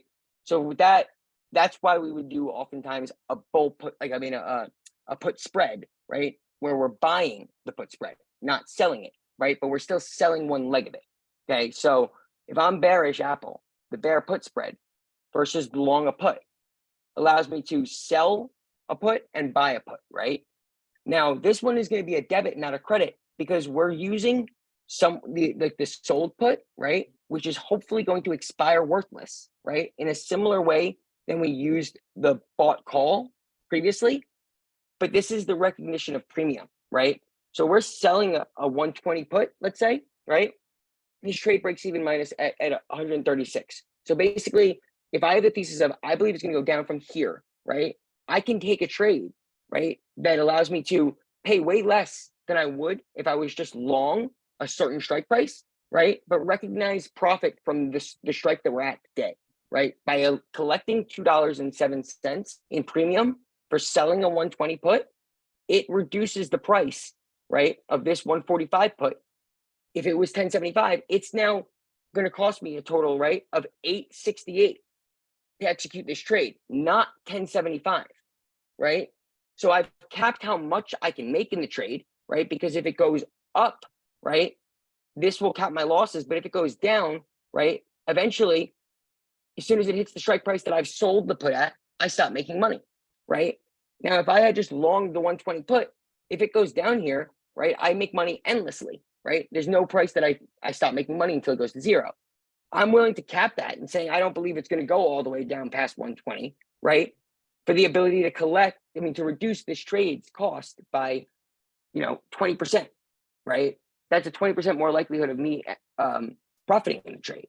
So this, to me, right, like would be where I would start looking on a ticker like Apple or a ticker that I'm bearish on would be how does the put spread compare to long a put, right?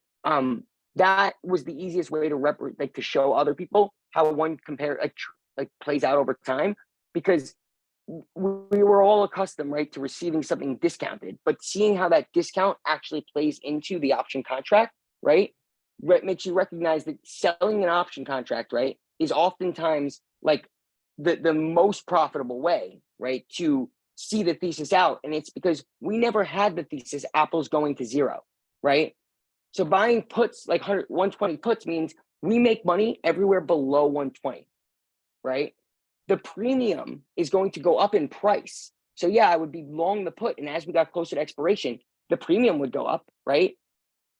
But in theory, if that exercised in the money, right, then we should have held it all the way to expiration, right? And if that's the case, then the put spread, right, should still work because it didn't go to zero, right?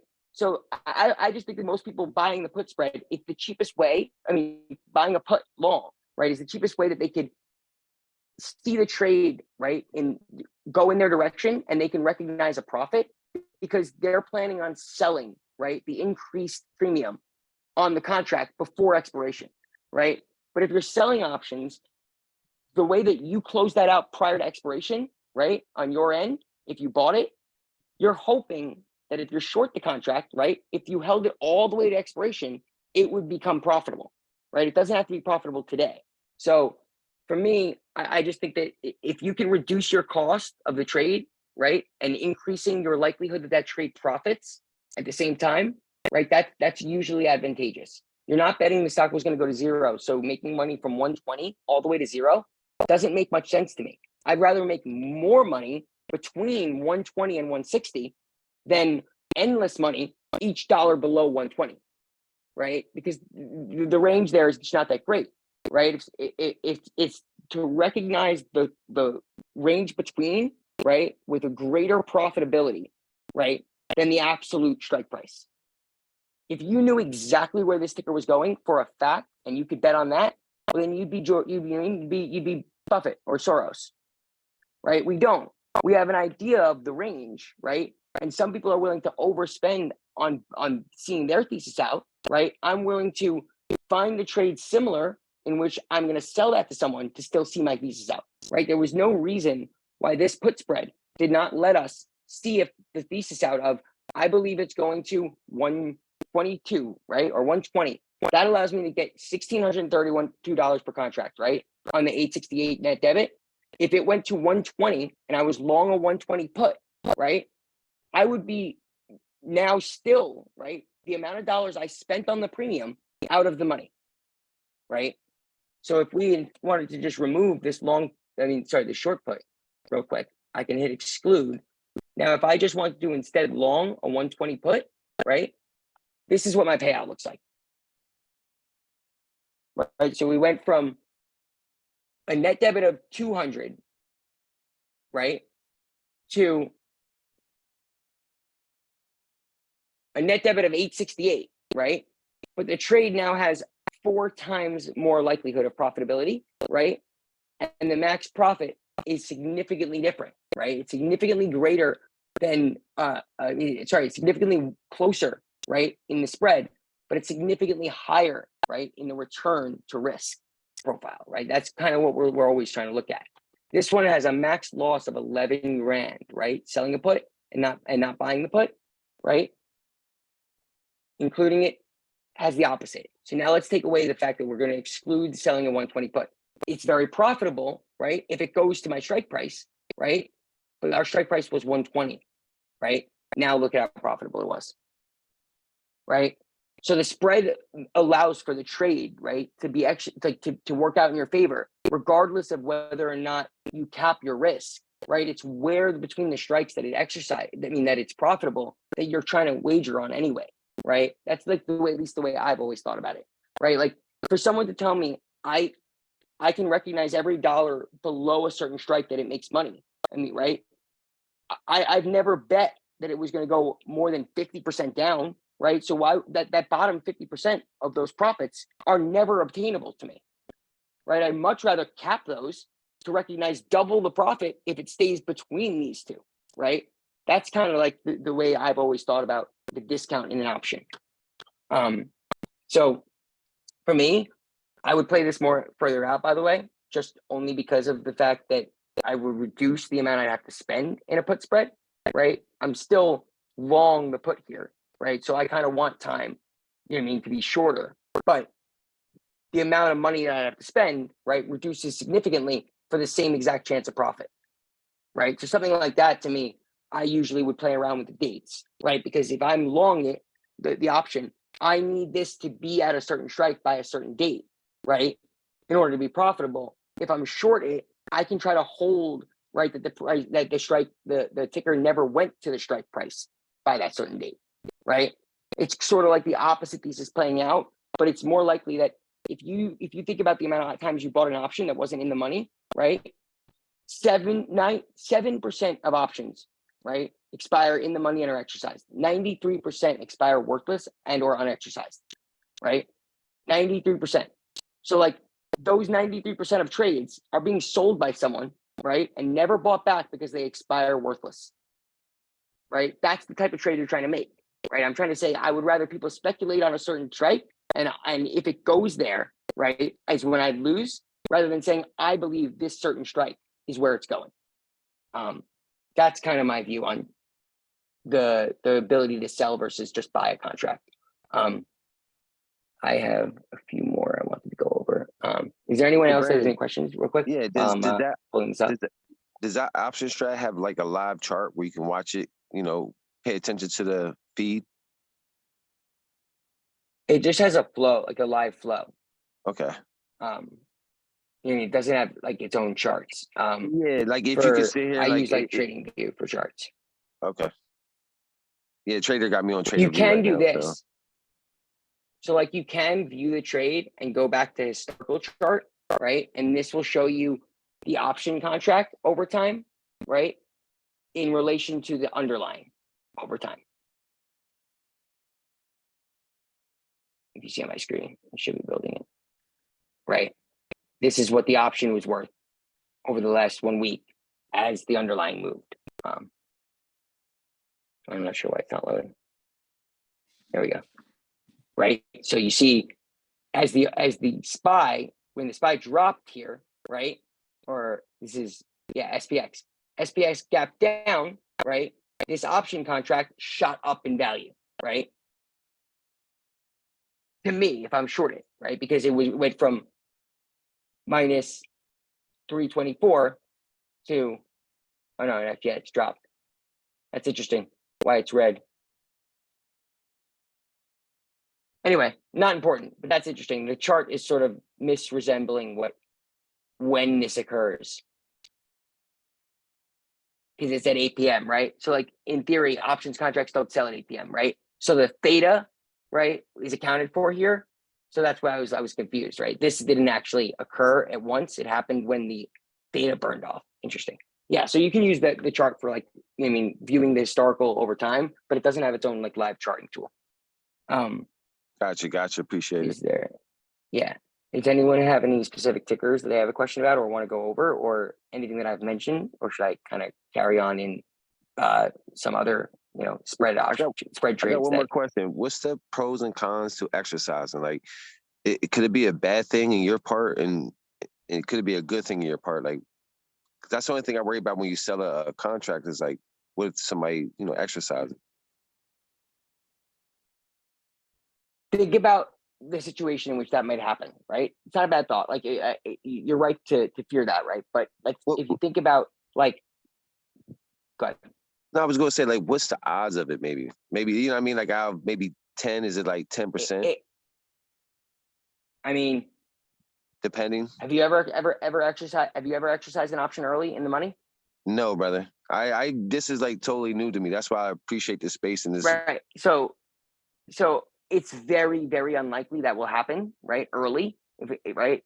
But if in the event it does, the reason you have the spread, right, is that the option that you're long, right, gives you the ability to exercise that. So if it got called away from you, right, let's say you sold something at 350, right, and you're long something and you long the 400 call, right? If it got called away from you, the 350, you would exercise the 400 call, right? And you would be buying that, right? So you'd be buying the underlying at 400 and selling it at 350. The spread in between that that, right, the loss that you would suffer there is the amount they required in margin. Right? That's what's supposed to account for that, right? Your goal there is that the risk of that happening is there, right? But the exercise, like the option exercise, right, is sold and bought, right? So you have to consider it as you want to keep the spreads tight enough where if it exercised, right, you exercising yours would not have you lose all too much at all, right? Because you received a certain amount of premium for the one that got exercised against you, right? They have now allowed you to just recognize all that premium because they have exercised their contract. Does that make any sense? Does anyone else like wanna if they're also curious about that? I do get it. I do get it, but it's just like that's the only thing I worry about selling that shit, because one of the things I got into the option chains is I wanted to invest into stocks, but like how can you make money The off fear these there though stocks? is selling it naked. The fear there though is selling it naked. That's why we're building a spread, right? Is that you're not naked on that trade. It can't get called away from you and you don't have the ability, right? You also are long the option. Unless they execute it, right? Or that's what I'm thinking. Yeah, Exercise it, if not it got execute called it. away from you, it would, yeah. So like, I know that many brokerages like Robinhood, right, for example, has an Right. auto exercise, like I'm pretty sure built in the same way it sells them like an hour before expiry, it will auto exercise the opposite leg of the trade for you, right? If it gets called away for you, so that it can close you out, not for your advantage, but because the brokerage, right, would be on the hook if you didn't have it. So it's in their best benefit to close you out of the trade at the minimum loss, right? Yeah. Like, what I'm trying to say is that if the call if it goes against you, right, and it gets called away, right, the option spread, right, is avoiding the fact that if it gets called away from you, right, you're now limitless risk because you're short it, right? You do not become net short the stock, right, because of the fact that you are zeroed out because they will exercise the long portion of your option, right? That's the point about why we want to use spreads, is that the fear is that what will happen in the event this got exercised, right? And the fact is that your brokerage account will look the exact same minus the amount of risk, right, that you knew when taking the trade, right? Because that was always at risk, right? When you built the trade by buying something and selling something, the spread in between is your risk that you would lose, right? You have the right to exercise something as well. That's why. I'd like to move on. If anyone else has any other Brandon? questions, I would. Can I ask a question? Yep. Yes, you can. So we actually do bear put spread when the IV is low, and we do bear call spread when the IV is high. Is that right? That's correct. Like for the most part, yes, right? The goal there is if you're going to sell something with high IV, buy it back when it crushes, right? When it's cheaper IV, you want to buy something that's low IV, right? And sell it when it's high. The IV is what's used to price the option.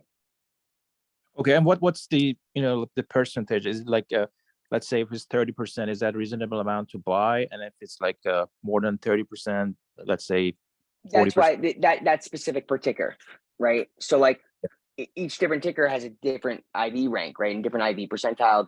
They have like the SPY, right? A 30% IV on the SPY, that would make sense, right? On Tesla, that's very low, right?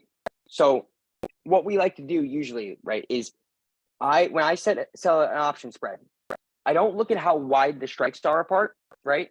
I look at what the delta is, right, between them, right? So if I want to sell a tight spread, right, and not have like much risk, right, associated with it, I'm going to sell a 20 wide, a delta 20 wide, right? So like sell a delta 50, buy a delta 30, right? That's 20 wide spread, right, between the two deltas of the option contract. You could do something similar with the IV, right? Where in the spread, right, you have sold the expensive IV, right, and bought the cheaper one, right? And that's kind of how you'd be measuring that, right? You'd be looking at the two IVs of the two strikes, right? And you want to buy the cheaper one, right?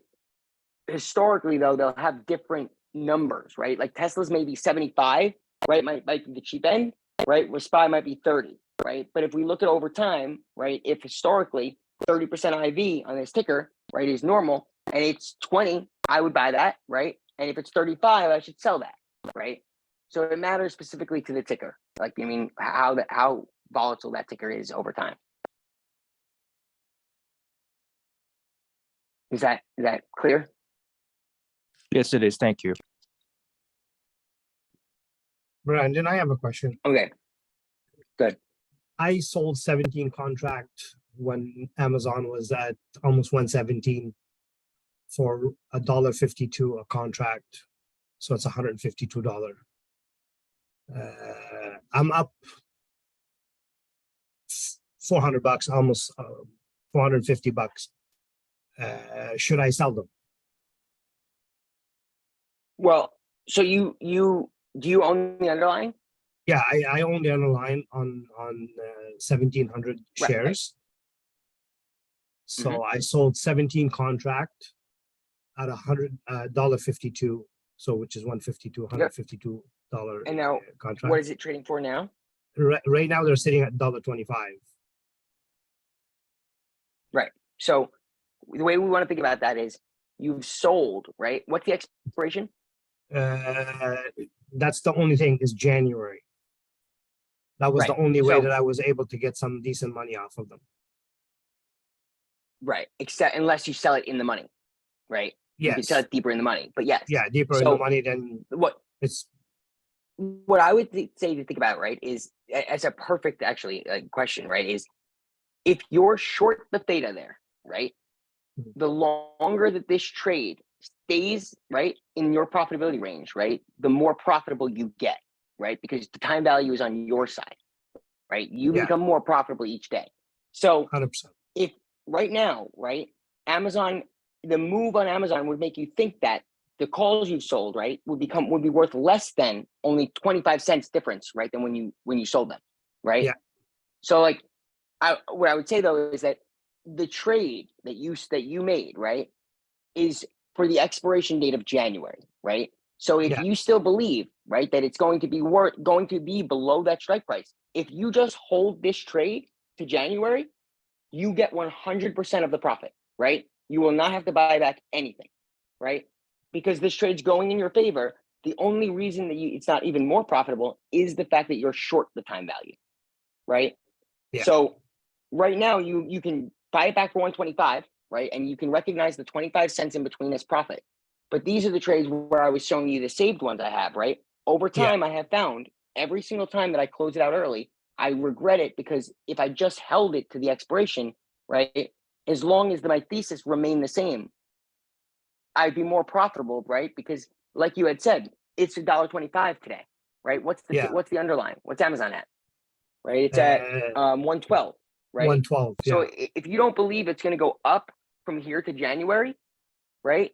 That means that the trade you sold, you'll get all $1.52 that you sold, right? And you will not have to buy it back at all, right? If you want that cash, right, like released in the sense that, like, you know what I mean, if it's holding margin up against you, right? Mhm. Or if this thing moved, let's say, very rapidly, right? So we can actually use your covered call if you want. So I'm gonna exclude And this. the strike on Now- it is 150. I sold the strike 150. So Right.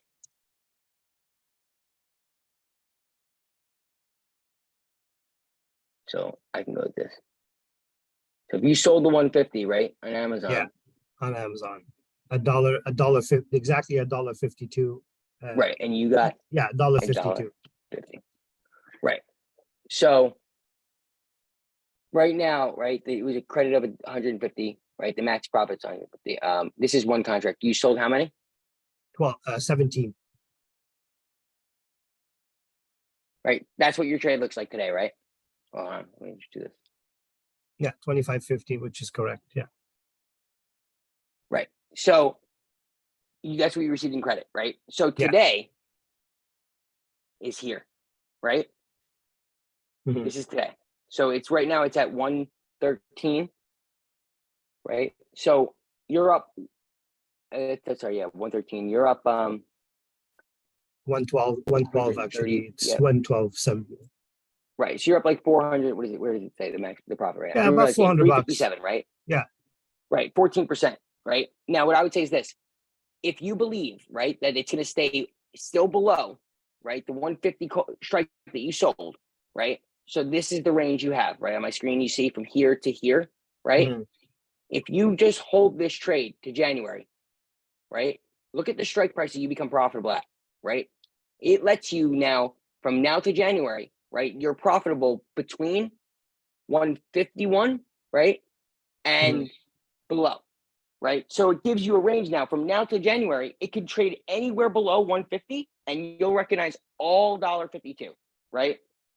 If it doesn't, if it goes against you, right? You don't actually receive any less money at expiration, right? If it's any single dollar, right, below that price, right? So you're giving yourself a much wider range, right? Now, to say that if it was at 130, right, 2 days before expiration, right, you should definitely not want to close that out, right? Because now it's got a huge move it would need to make, right, in the last 2 days as the IB is crushing.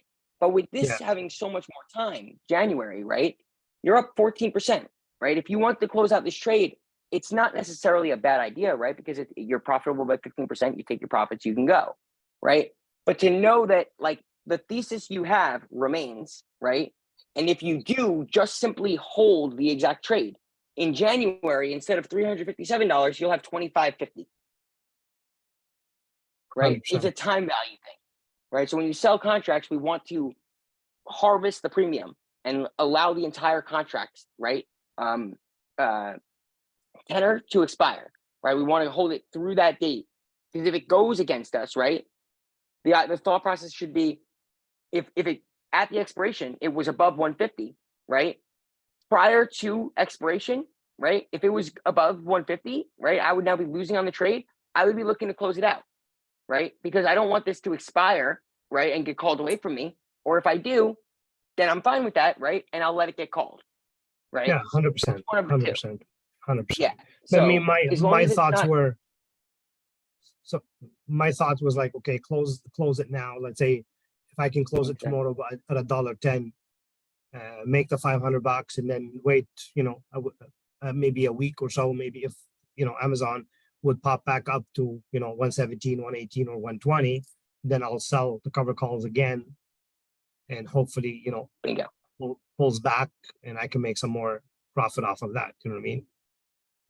That was Yes, my theory. absolutely. But So, I like- don't know if it's a good one or not. No, yeah, that's exactly what our goal is, right? Like if it's sort of going against you, right? You can roll that strike, right? To and sell more premium, right? Like against your like the position you're at, right? And that'll allow you to, continue the trade that you have, right? But give you some more cushion. Meaning, like if this is at 120, right? Let's say, like you said, or 130, right? And you want to give yourself some extra padding, right? If it was there, you could go out and you could sell and move it to like, further out and sell the 180 there, right? And now you've moved yourself to collecting more premium, right? And you profit, right? With your break even is higher up, therefore you're still now profitable, right? So like if you believe maybe it went on a little run, right, too early, and now people are buying calls, right? The reason why we often double down on the trade like that is think about the trade you took the day you took it, right? If someone told you that a month later, someone would be willing to pay you double for the options, right? Don't you think you would sell them when someone's willing to buy them for double the amount, right? If it's still the same thesis, right? So like if it's a month in and now people are buying the calls like crazy and it's going against me, I would roll that, right, to a strike in which I could actually recognize, premium now because I still have the same thesis, right? But people are willing to pay double or triple the amount now. Only a few days closer, right? Or on some news, it pops for a week, right? The market sort of rallies for a week, right? And now these calls are jacked up in premium, right? The IB spiked. You're going to sell that, right? With the same exact thesis. I believe it's going to be below 150 in January, right?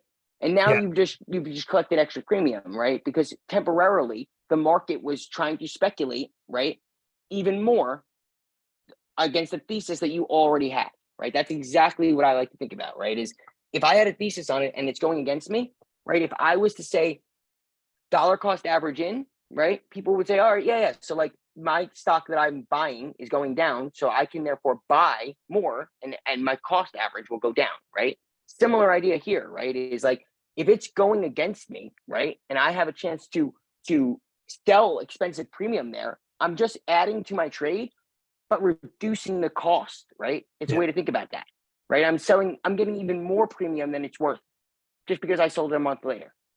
100%. Thank you. Yeah, no problem. So yeah, this is what that trade looks like. Is any other let me see. What do we Hey, got Brandon, here? can you also explain the synthetic short, which is like selling calls Yeah. in the money? Sure. Yeah, so like a synthetic short position, right, is the same strike, right? Ideally the same strike. To be in a synthetic long position, right, you would be short a call and long the put, right? So if you look at what the payout, right, looks like on being short a call and being long a put, right? If you put them together here, I'll just build a synthetic short synthetic put. It's giving you the same strike price sold, the call and the put, right? You're you're long the calls, the put and short the call, same strike, gives you basically the payout as if you shorted the stock at the current strike price. I mean, at the current spot price, right? But giving you it at that strike. So what I mean by that is the premiums between the two, right, should net out to equating, right, to the current strike. Meaning, if it's 115 and I sell a 112 call and buy the 112 put, right?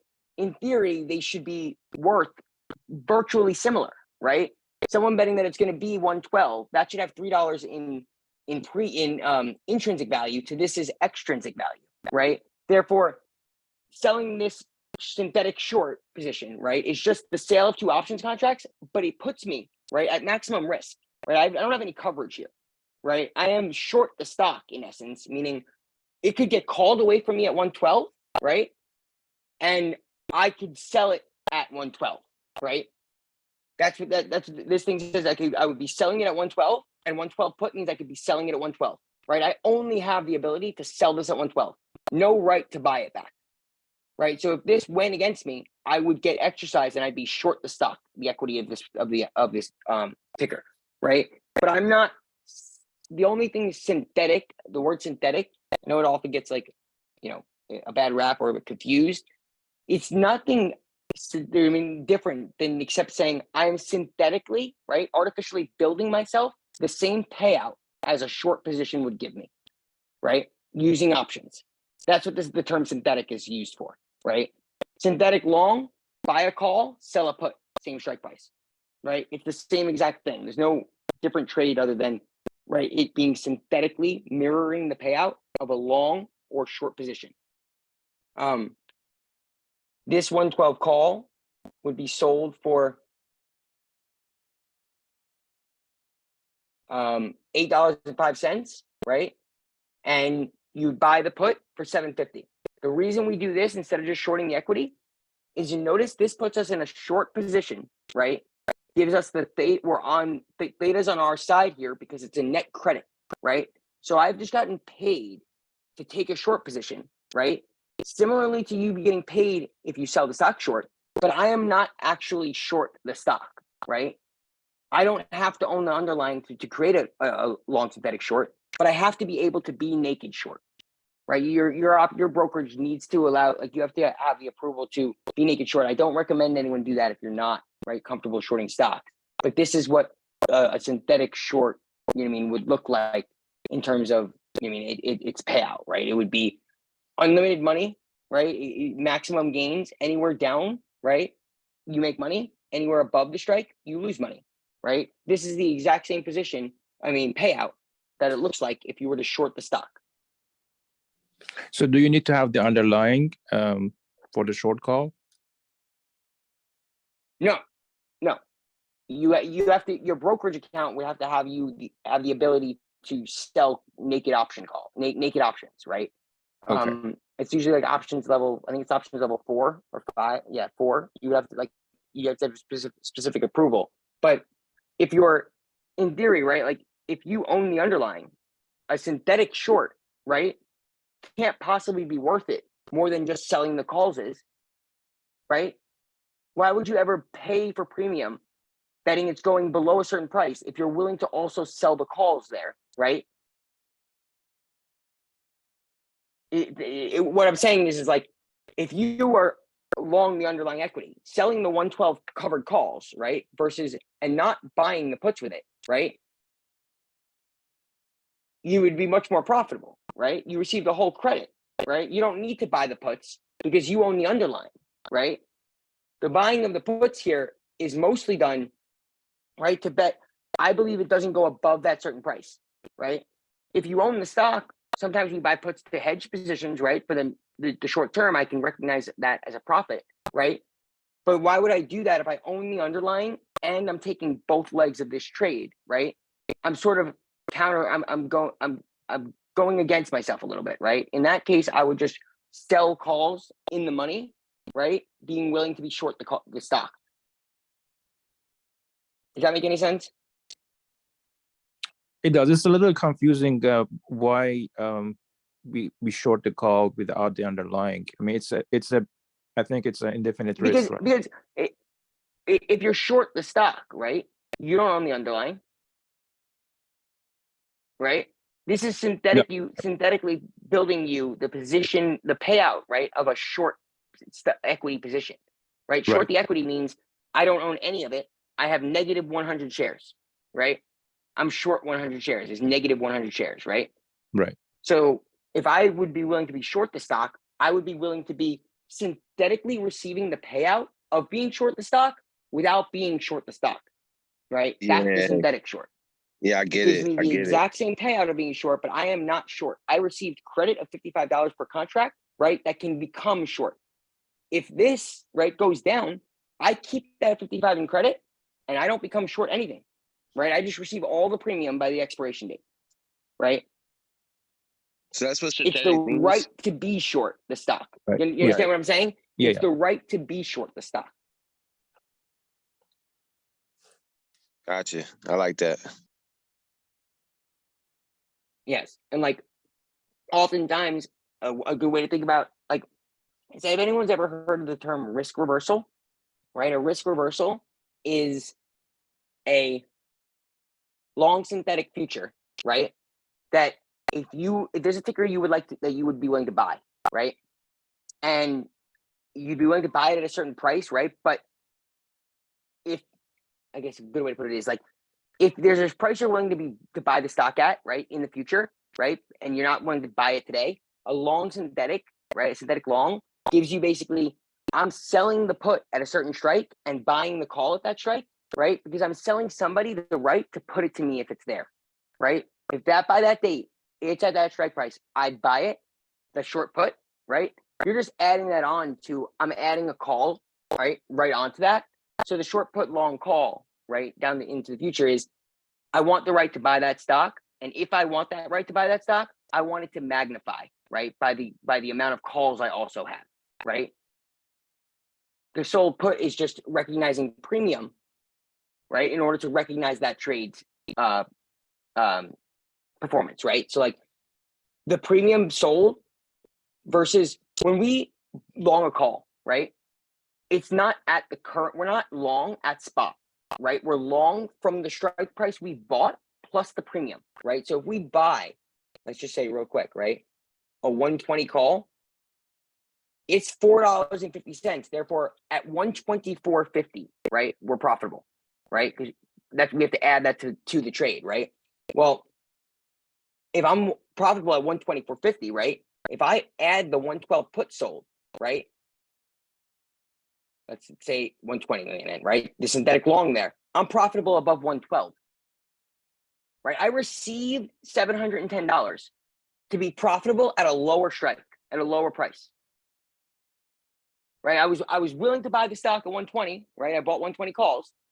Well, shit, if I sell 120 puts and buy 120 calls, right?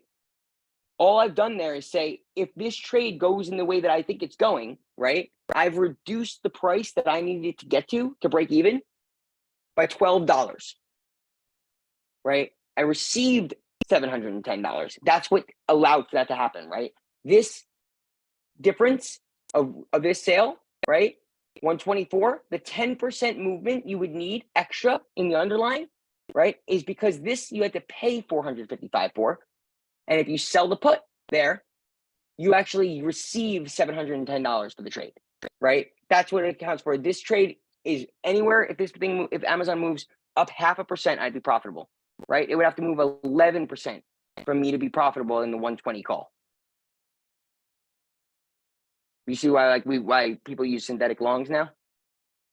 I mean, like it's just a higher likelihood of the profitability, right? Without nearly the same risk associated, right? Because you're receiving premium. Now it's more risk than owning the equity, right? Because you're short, you're long 2 contracts, right? And sorry, you're long 1 contract and you're short 1 contract, right? The one you're short, right, would be going against you if this thing went up, right? So like, to me, I don't usually like, I won't use a synthetic short instead of a short. A synthetic long to me is I'm basically using the same thing as a put sell, right? I'm just magnifying it with also buying a call, right? If you're thinking about it like I was going to be willing to be long a call there, right? Down into the future, I would be willing to be long that call, but I would instead, right, sell the puts there to same reason, magnify my returns, right? It's the same exact thesis, the sold put and the long call. They're just different strategies. If I magnify those 2 together, I better be very, very, very bullish, right? Or bearish, depending upon the direction. So that's like in this screen you saw, by the way, that would be very bearish or very bullish, right? Because there's only one direction in which that trade makes money for me.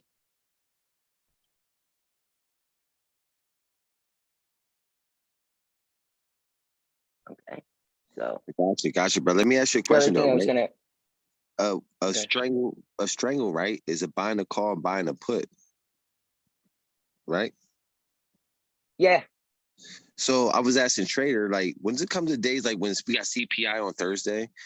Would that be a good time to do that? Like maybe tomorrow night, look at the Qs or the SPY and like, all right, 5 out, 5 in. So let's start with how I said from the very beginning, right? Like with a sentence that describes our thesis. So Yep. CPI, right? What's your thesis on what happens to the Qs as a result of CPI? Are you thinking that it's not going to move much, right? Is that's why we want the straddle, or we think it's going to move very far in one direction or the other? That's what I'm thinking. That's what I thought. So I'm thinking like, like I said, 5 points in, 5 points out. But like, I was just thinking that's where the straddle might come in play, not on like certain situations, but like situation where it might matter. That's what I was thinking about this, this week. No, like, it's a very good thesis, right? Like when viewing like a week expected move, right, for earnings or the weekly expected move, right? Those are priced and those are derived from the weekly straddle, right? Whatever this week's expiry straddle is, right, on that ticker, right? That's the expected move, right? So what you're doing by being long the straddle, right, is you are not going to be profitable, right, anywhere within that expected move, but you're Right. profitable everywhere outside of it, right? Yes. Short the straddle would be the opposite, right? You're profitable everywhere within the expected move and nowhere without of it, and nowhere outside of it, right?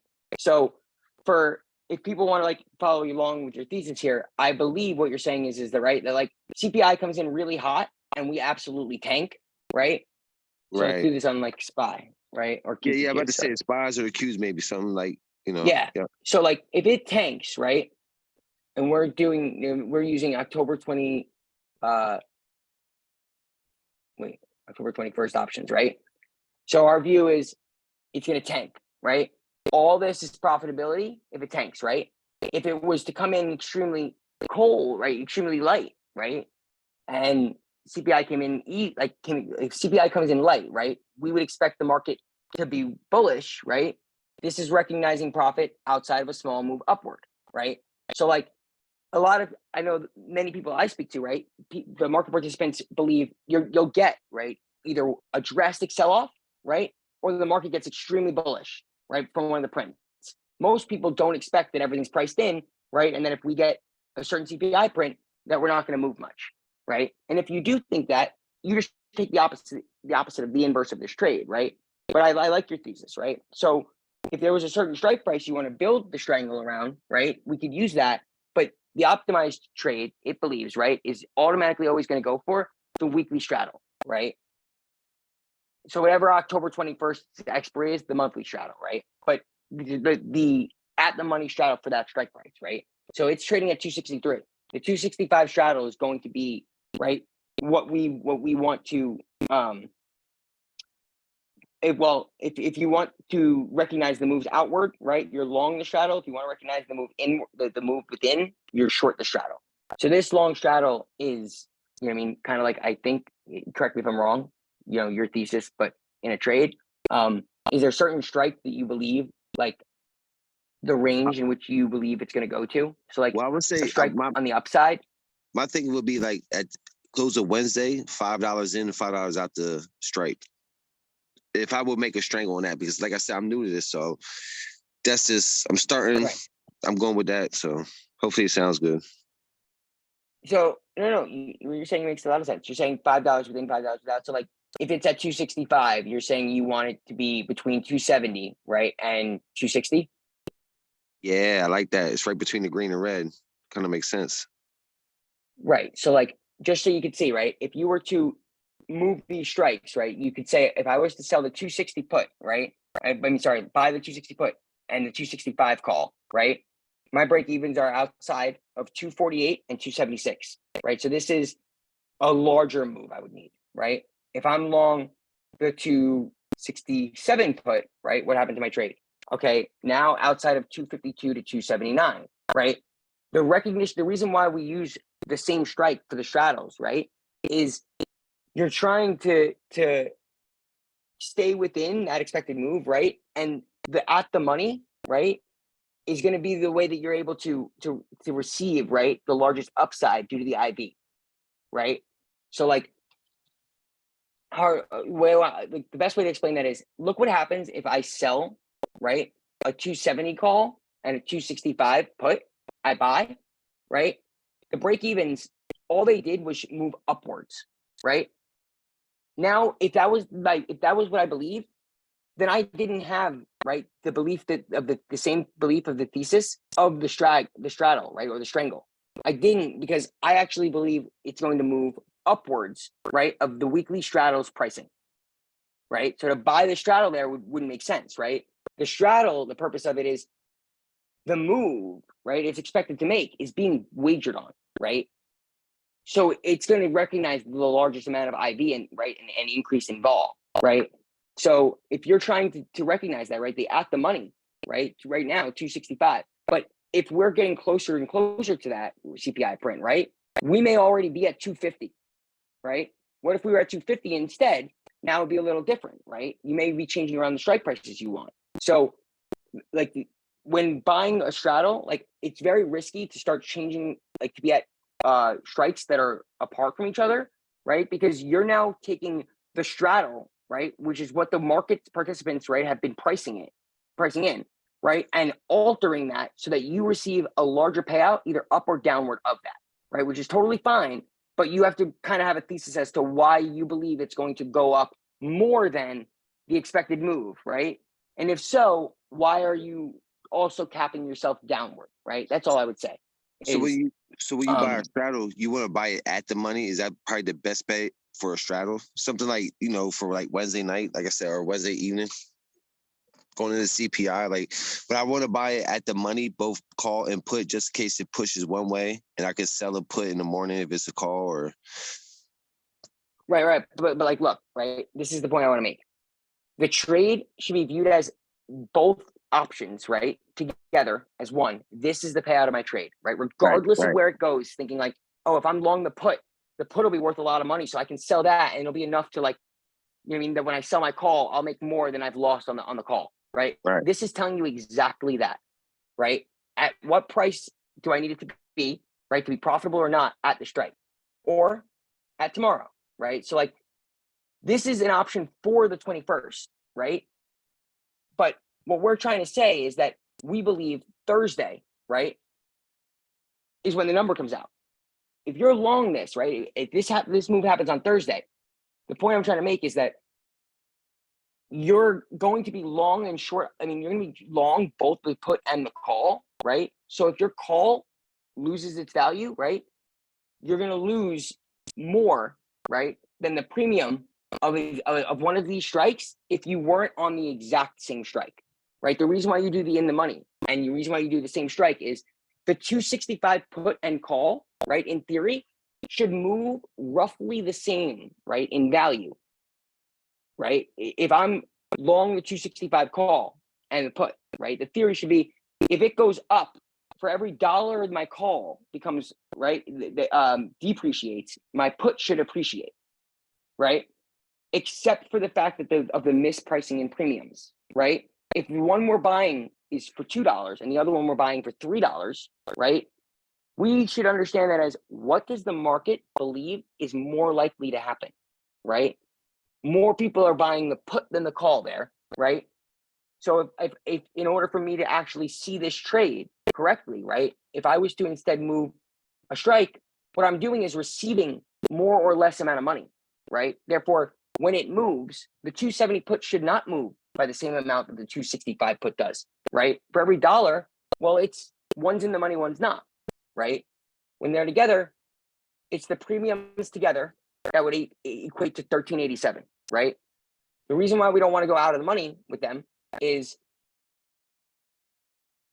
it becomes more expensive, right? The reasoning is the put that's in the money, right, is more expensive with intrinsic value than the call that's out of the money is. Does that make any sense? Yeah, it does, brother. I get you. I'm following you.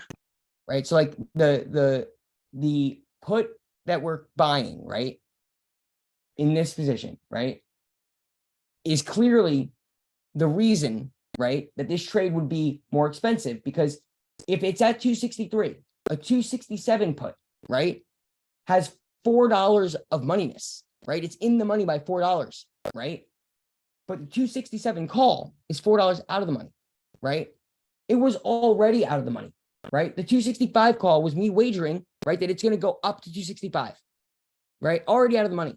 The 265 put was already in the money, right? So I was already taking a trade where I was buying one in the money and one out of the money, right? And now I just moved one that's in the money to even more in the money, right? That's going to be more expensive, right? It doesn't recognize me any greater payout, right? Because the break evens, right, are worse because of how much extra I have to pay in premium. Does that make any sense? Yeah. Yep. Great. It's a lot to follow though. I got to timestamp all this shit. It's a brother. lot. I know. Hope, it's a lot. I hope Trader record this because like I'm looking at time right now. It's like we're close to 12, so I got to come back if I have any questions or any thoughts. But I appreciate it, Brandon. Yeah, dude, no, it's all being recorded. Awesome. Yeah, I like the timestamp it. Like when you come to valuable information, I go through my clock. I see where we're at. We're like 11 o'clock. I just track the time. But yeah, it's good information. I appreciate it. Of course. Are there any other specific questions? Like that was a really good question, by the way, because like that is a trade that many people, I think. Well, I was worried about that coming to CPI, and I said something about traders about it. He says, "Well, say something to Brandon because if I wanted to play that position, how would I play that on that? And if I did, I probably just want to learn off it. Maybe just watch it and see how it played out." Well, option trap might be a good way to do that for the first time, right? Is like save a trade that you were thinking about taking for CPI, right, or a few of them, and see how they perform over the next week or so. How much does that cost, Brandon? How much does option trap cost? It has a free 7-day trial, and then it's like there's a $15 package, and then there's a $79 package. Oh but yeah, I'm on those are you're paying for the live flow. Like if you don't need it live and you're gonna review it like at night, you don't need to pay for that one. Okay. Well, I just like this is good. This is good stuff, man. Like this time and this, this is so much appreciated information that I can't even describe it. No problem. Thank you. It's a lot of years of degeneracy options trading. Yeah, but brother, you're young, so I'm older, so it's good. I mean, I don't understand. I love it. Hey, Brandon, this is Alan here, buddy. Can I ask you a question? Sure. So to somebody that's barely starting off, with this. You know, I've been trading options for about a year and a half. I've always kind of had this in the back of my mind to start, you know, buying, actually selling the calls and selling the covered puts. What's your advice to somebody that's barely starting off to start doing this? Because out of everything that you've actually spoken tonight about, I think you're like light years ahead of just somebody that's buying or Totally. selling a call and selling a put. Yeah, so we can start with, I mean, what I would say is like, if you own the underlying, it's a covered call, right? And if you don't own it, right, the cash secured put is making sure that you have enough cash to buy it if it went there, right? Yeah. Yeah, those are great. We can definitely start. I mean, Do you advise me to start off just with that and then, you know, later on dip into what you were talking about? I advise you to to do obviously what you're comfortable with, right? So like as you get more comfortable, right, you can expand it. But I would say that if you don't own the underlying, right, the purpose of the call spread, right, the using the spread is to give you, right, the ability to take a trade on an underlying that you don't own, right?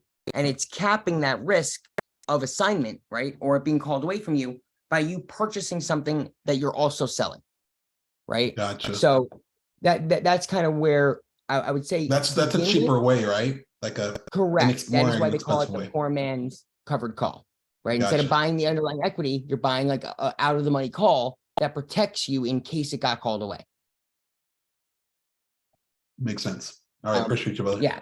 So in a covered call, the one thing I advise people like in covered calls is like, if you're finding yourself trying to sell covered calls, right, because you're bearish the stock, right, and it's already had a lot of that move, think about who's buying calls right now and for how much, right? We see calls and we're like, wow, those calls are so cheap, right? Because like nobody's bullish, right? And if you're seeing that, that's what you're selling, right? So like your goal is to sell it when it's expensive, right? When you don't want to sell the clothes when they're on sale, right? You want to sell it when they first launch, right? When they first come out, because you can get top dollar, right? That's kind of what I like to think about it as, right? Like right now, it's a period of time in which we're seeing calls are discounted, right? And puts are like have a premium, right? They're expensive, right? What that means to me is long dated, right? Selling put premium, I'm receiving more than I should, right? Because they're jacked up in price. The same theory, like I'm selling calls, right? That should be worth more than this, but because no one's bullish right now, no one's buying January calls, right? So like that's a situation in which I might be like, you know what? People are paying so much money for premium right now for puts, right? Like if someone wants to buy put, like, you know, if someone wants to buy puts from me, right, at like a price that I'm willing to buy the stock at in January, right, or later, I could sell cash secured puts on that stock, right? Receive the premium today for the ability to have you have the right to put it to me, right? I know that sounded confusing, but I'll walk through that. I understand. Right? Yeah, I understand. Short the put is you have the right to put it to me. So I would be buying it at that price, right? That is it's a little bit tricky, right? When you start thinking about it like that. To me, the best bet is if you own the underlying, sell the covered calls, right, at a price you're willing to have it called away, right? And if you don't, just go and try to set, right, like think about a spread on the trade that allows you to be profitable, right, within the strikes that you believe, right, that your thesis resembles. So if you owned the stock, you'd be saying, I'm trying to sell covered calls above this strike price, right? Because I want it to get bought for me above where it's at today, right? But if my break even is 50 on a stock, right, and it's still at, let's say 100, right, I might be willing to take the premium, right, for the calls that would get called away from me if people were actively buying those calls, right, and they were going to give me a lot in premium. If they're not, I have to resort to selling, right, in the money calls, right? I'm gonna have to go down and find like the $75 call, right? If you think about that, that is saying I'm gonna give you the right to today buy it from me at 75, even though it's 100, right? If you can receive $28 in premium, right? Let's say, now it's saying to you, I would buy it from you at 75, but your break even is going to be 72, right? Or 73, 71, Yep. right? Something below that because you received $28 in premium. So your $100 break even before is now reduced by $28, right? So like the main thing to think about when you're selling options is, does the amount of premium I've received, right, resemble, right, my belief of the upside, right? And or does it reduce my cost, right, that I used to buy this stock, right? So like it was $100, I bought it all, right? It's now 200. I would have been willing to sell it at 175, right, when it's there, had you promised me, right, a way to guarantee that my cost basis was somehow 75 instead, right? I would be willing, if I owned it at 100, if it's at 200, the only way I'm selling it to you at 175, right, is if you make me whole on the other 25, right? So if someone's today paying you more than 25 for that, right, they are saying to you, if it goes to that strike price that you would have only made, right, an exact zero, because 100, it would have been $0, right? You'd break even. Now, if it goes to 100 and they sold it to you at 75, right? Or you sold it to them at 75, but you received $28, right? You received 75 plus 28. It's as though you received 103 and your break even is 100, right? Yes. So that's why if you think about it as when the premium is telling you that, right, that you're selling expensive premium, right? Because even though the strike price, right, is below where you bought it at, right, you'll still be more profitable when it hits your strike price by selling this in the money call than if it just went to your strike price and you didn't sell it, right? Oh, gotcha. That makes sense. That right. If it went to 105, you would only make $103, right? Because you sold it. But if you believe that let's say in the next 2 weeks or a month, right, that a ticker that you own sort of for no reason kind of spikes, right? But like you still believe that by January or later that it's going back down, right? That's really usually a good time that you want to hop in here and sell some of that premium, right? Because it's now raising in price. It's becoming more expensive, right? If I can think about it each time as the arbitrage, right, between the fair pricing, right, and the market participant speculation. Because more people are speculating now and have come in to buy calls, right, I can sell it for an amount that actually makes me more money, right, if it goes to my actual cost basis, right, because I've received all of the premium they gave me and then sold it to them. Yes. Right. That The makes covered sense. call works beautifully if it does go down, right? Because now, let's say it goes to 70, right? And you sold the $75 call. You received $28 in premium, right? And now your cost basis is 78, right? Because it was 100. Oh, You yeah. recognized all the $22 in premium, $28 in premium, right? Because it never went to that strike price. You didn't have to sell your shares. Right. So now you can imagine that if you sell deeply in the money covered calls and it goes below that strike, right, and your calls do not get called away from you, you have just made a ton of money and you still own your asset. Right. Someone else speculating on what you own was able to reap you a lot in income. Right. That asset generated you money. Yes, Imagine if that's actually very interesting because just on the YouTube videos that I've seen, most of them suggest to get the strike like where it's not gonna hit, right? So it's very interesting. Appreciate that information. No, yeah, no, that's exactly what you're hoping for a strike it's not going to hit, right? But like I said, if it's at 100 and I believe it's going to be at 70 by January, right? Selling that $70 call today, it is already in the price that it could get called away from me, right? But I've received enough in premium for that, right? Yes. Well, now let's imagine that does happen, right? Where it doesn't go to the strike price, right? By January, it hits $70, right? That $75 call expires worthless that you sold to him or her, right? Yes. in the same Mhm. idea, but now you received $28 that you get to keep, right? If you sell it above today's strike price, you're only going to receive a little amount because people are not buying, right? Out of the money calls. That if it didn't go to 105, right? You Mhm. only receive $3, right? So it's like, okay, this thing goes down to 70. I could have made $28 a share, right? But Yeah, instead, I was betting that it's just not going to go to 105. Right? You see the difference? I Like do. No, in I a do. bullish market, I would be saying sell the covered call at a high price above your cost basis and above today's price, right? That people are willing to speculate on it reaching, right? But the difference being your bet there is I believe this stock is not going to go to 130 by January. And if it does, I would sell you it at 130, right? The difference between that and I believe this stock is going to go to 75, right? If I believe that and I own it, you have the right to sell it today, right? Which, like we said, if it's at 100 and I sold it today, I would recognize $100, right?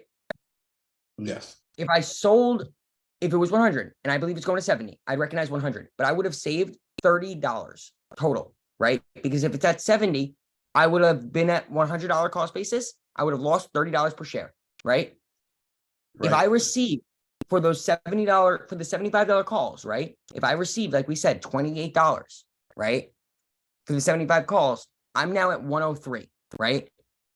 So if it goes down to 75 and it got called away from me, right? I received 103 for it, right? So Yep. now my cost basis is still 100, right? But I received 103, okay?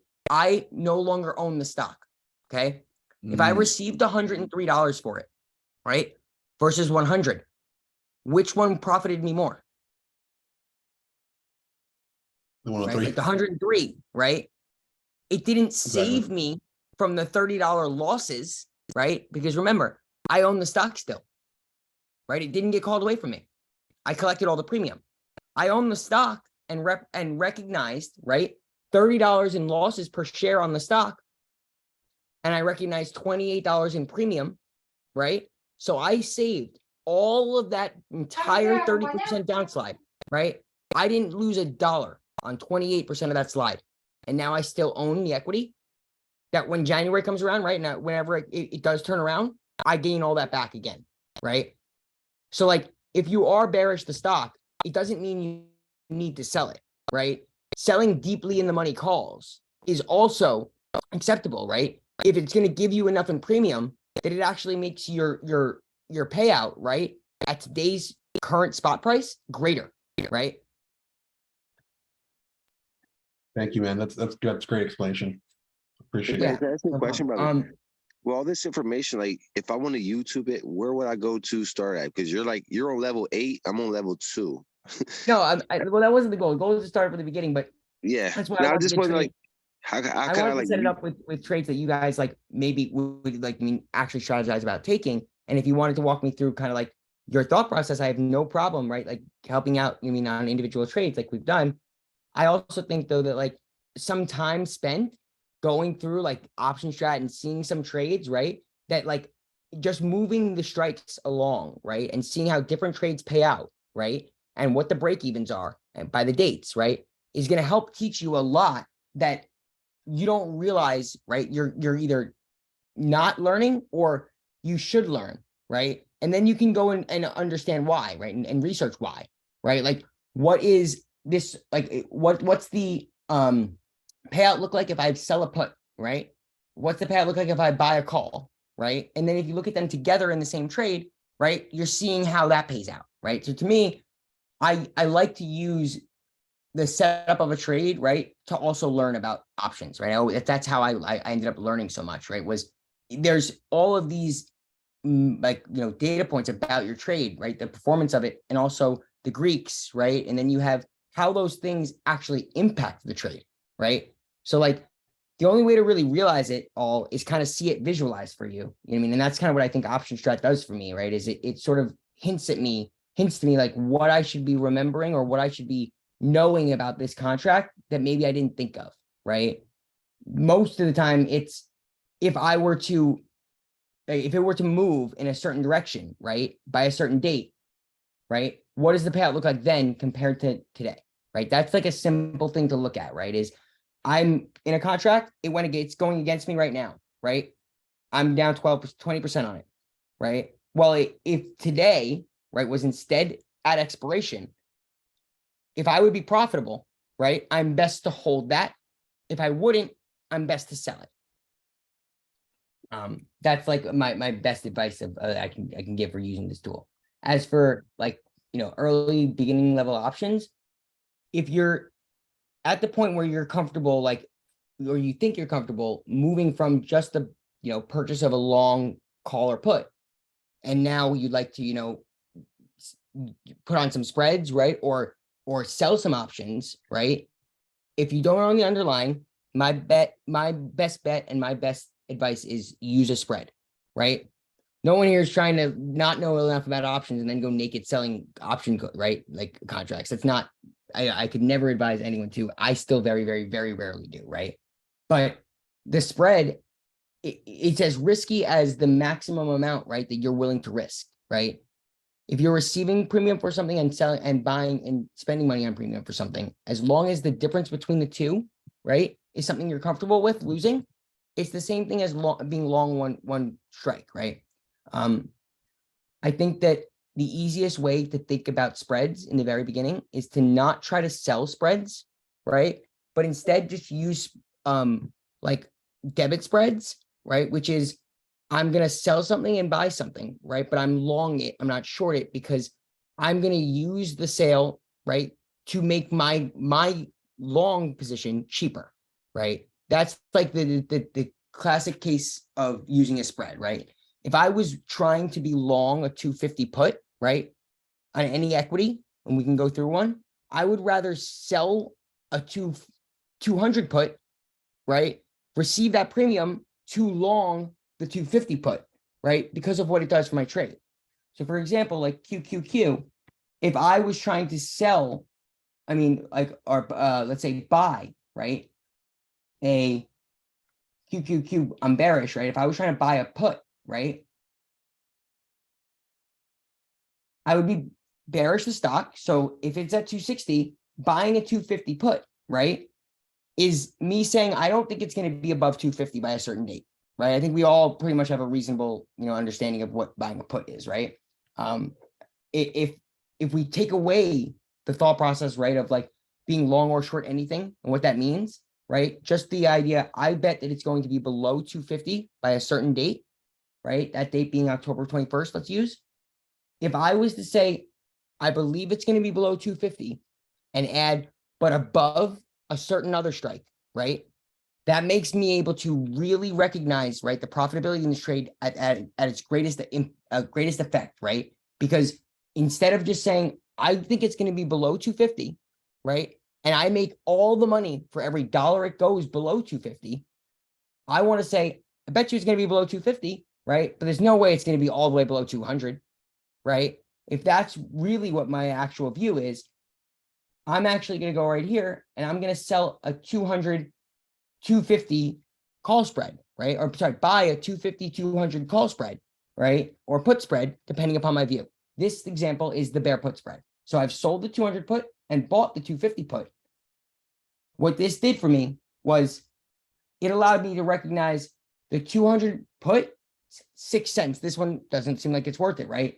But I was receiving that in premium. So the 250 put that I'm buying, that's $2.41, right? This becomes a net debit of 235 instead of 241, right? Because I've received the 200 put premium. The 210 is 9 cents, right? So see how when I'm moving the strikes, the chart is moving? That's what I meant by if you were just coming in and playing around, right? You would be like able to see, all right, the 250 long put, right, pays me out like this. Anywhere below 250, 247, I'm profitable, right? Because it's 250 in premium that I have to pay, right? So I have to go, this thing has to move 6% and I'm profitable. If I now include the sale of a put with it, right, my net debit reduced by the amount I've sold this put for, right? So now my break even is 247.77, right? If I take away the put, it's 247.59, right? This isn't worth it to me, right? Because I'm getting very, very, very limited in return for the put that I've sold, right? It doesn't add to my trade much at all. But if I was to say, I can say, I want to buy the 265 put, right? And sell the 230 put, right? I'm just moving these strikes along to show you what I literally do most of the time to find the best trade. I now made this, right, a significantly more likelihood of profitability. The chance of profit went up to 38, right? And yet my break even, right, is significantly higher than it was, right? So the trade was $500 more now, right? All I'm doing is understanding what the premiums are for these strikes and what adding, right, the sale of something into my contract looks like, right? This one, it's not worth it. So for this one, by seeing my chance of profitability at selling the put here, right, goes up by 1%, right? It doesn't really it doesn't make me much more profitable at all, right? But what it does is it takes away, right, the ability for me to make $23,000 of the money, right? It took away almost all of the potential profit and didn't add much likelihood that I'm going to profit, right? The only time I'm ever going to use a spread over long one option contract is if it makes the likelihood that I profit greater, but the amount less, right? If it takes away, right, the amount I can profit and doesn't make it more likely that I profit, then that sounds like a lose-lose to me, right? So most of the time you'll find that if it's worth it to take a spread, simply going into option strat, adding a put, right, and trying to find a strike that if you sell one also, right, anytime you're buying any option, just look at what it looks like to also sell a different strike of that option, right, and what your payout happens to your payout, right? Because if I'm long a 260 put, that's my payout, right? I can lose $770 and I can make 25 grand, but it would have to go to zero for me to make 25 grand, right? I'd rather say it's clearly not going to zero, right? But it's going to go down below 265. I'm willing to make the money that it drops from 265 to 240, right? Below more than that, I'm not sure how much it's going to drop, right? I'd rather make my most profit, right, during that range. And if it goes beyond that, I'm willing to sacrifice it, right? But it's so much more likely that it goes to that range than it goes to zero, right? So to be paid each and every dollar beyond where you never think it's going, right? It's kind of like useless, right? The spread says if it goes where I think it's going, right, I get paid the most amount if it does that. This trade long the put says you get paid the most amount if it goes to zero. Paulo? Yes, sir. Hey, listen, brother, I gotta work tomorrow. I just want to say before I gotta head off, I love you. I appreciate you. The information is so valuable. I feel like Trader got up this Discord to $1,000 because I'm probably gonna make more than my. Listen, I'm gonna probably make more than my wife that's in a nurse. So I think this is good information. I appreciate you, Brandon. But it takes time. That's all. No, that's what I'm looking for. I'm not rushing this. This is not I probably come back to this video. I personally time stamped it 11:10, 10:40. There was certain parts where I gotta come back to the video and pay attention to because I can't rewind it. But yeah, no, I'm not rushing this. There's gonna be very two. patient. I don't know. I'm echoing like crazy. But I want to anyways, say I appreciate you guys. I appreciate the time. I don't know what you guys get out of it, but what you guys what I'm getting out of it is valuable. I appreciate it 100%. yeah, man. Well, I Thank mean, you. I'm still learning this. I get the Hold on, satisfaction Mills. knowing that I helped some people. Am I still echoing? I'm still echoing here. Not really. Okay. I just want to say thank you guys. I appreciate it. Good. You're no problem. No problem, brother. Thank you. I think that a good idea is, I mean, we can keep going if you guys want, but I think that if you guys wanted to wrap up sometime shortly, I have no problem, continuing later on this week, and going, very slowly through, one strategy by one, like, one by one. And that way we could start from the very beginning and dive through one by one. I think that seems like that might be more helpful to people.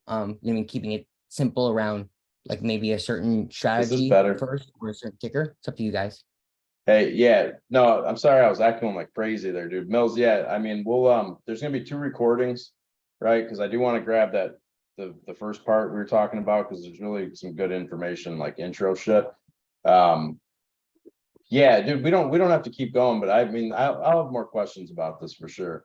Well, that's what I do, Trader. I like to timestamp it because I know when you start the stream and then when it ends, it's like, I divide the time and I come back to that part. And that's, to me, that works for me for the past couple streams we had. So I appreciate it. No, so I started doing that, and then after all that bullshit, which next time we do something like this, I guess it got shared on Twitter, just like without DMs. And there are bots that literally sit there and just fucking search it out. So that's what happened with the stream. But I've been talking with support on and off all night. Dealing with Traders, shit, so. I have a suggestion. Next time, if you want to like tweet out the link and just DM me for the password, right? You'll know every single person you gave the password to, right? Yeah, absolutely. And I mean, look, the thing, yeah, you can even I can make it a webinar, dude, for that's easy. Like I found out since then. And then we can just limit who can, like, you know what I mean? It's like if you have a question, you can come up, you can verify people. So we'll chat about it for sure, man, because there are a ton of options that would be smart to do, obviously, moving forward. So I mean, it was a learning lesson. I mean, it was a little hindrance, but I don't think it was that, minus the cutting of the videos. It wasn't all. Yeah, I got caught a cunt. I don't like that shit. It's weird. It's funny, dude. I thought he it's trolling. And I think it might have been Big Hammer, but I'm not gonna. No, I mean, my question is this: how do people have enough time to find a tweet on Twitter about a Zoom video about options, and then literally go into that Zoom, right? So with the intention of taking over their screen just to fuck with them? Like, do you have that little to do? Somebody put porn in Tequila Space today, right? And then somebody did it yesterday with Tony Space. So like, it's a lot of trolling. I mean, I saw that in Tony Space. Yeah, it's just trolling. Yeah, but I mean, there's other malicious stuff going on, right? I mean, if they can get in and then scan stuff real fast, you know what I mean? On computers. I mean, who knows? I mean, there's nothing that was like when I quit Zoom. When I quit Zoom the first time, it was because when they were controlling my screen, the next thing they went to go do was server settings in your Discord, right? Because that was the screen that was up, right? That's the group we were in. So like, I was like, there's no way I'm gonna let this person like in front of me change the fucking password. Like, no, you did exactly right, bro. Cutting it off was exactly right. As soon as we realized, I thought that someone was drawing, because that happens all the time. Because the annotations are, normally during the day, it's like it's not a big deal, but yeah, once I realized what happened, man, it was like we shut it down. I ran the scan on my computer, and because I have virus software, but then I ran the thing Monative mentioned, which is I ran it too, but like in theory, in my head, I was saying like, if the person was capable of hacking my computer and that was their intention, I don't think they were coming into the Zoom to try to take over my screen in a screen share to do it. Exactly right. You wouldn't make yourself known, and they wouldn't have noticed. I mean, it's no, for sure. So we'll get that worked out. Yeah, dude, no, this is good. I mean, I think what I'll do, I know personally what I'll do is play around with option strat and, I mean, I'll pick up the membership, even just the cheap one, whatever. I don't really care about watching it during the day. It's more playing with it at night. So I think building a couple trades. The first 7 days of like the paid one is a free trial. So you can always just try that out, to see if it ever is worth it. And it's not that much money, so yeah. I have a question. Brendan, today, when the news hit about the Bank of England and markets started to drop, was there like an option strategy that you could implement to that quickly to work on that besides just shorting or just buying puts? Sorry. So yes and no. Like when there's news in the middle of a day, like the reason why like option flow, right? People often say like, did somebody know something, right? Is that like, if you hear something like what happened from the Bank of England today, right? The person that's going to profit the most off of that trade is the person that was in it yesterday, right? Like the person who, let's say, was, like, you're looking for an outsized event, right? Like what happened today, right? If you were trading it yesterday, what was the move today, right? As a result of what happened at, what time was it? Like whatever time, like the I announcement came can out, I right? can tell you right here. I got the 235. chart up. It was a Right.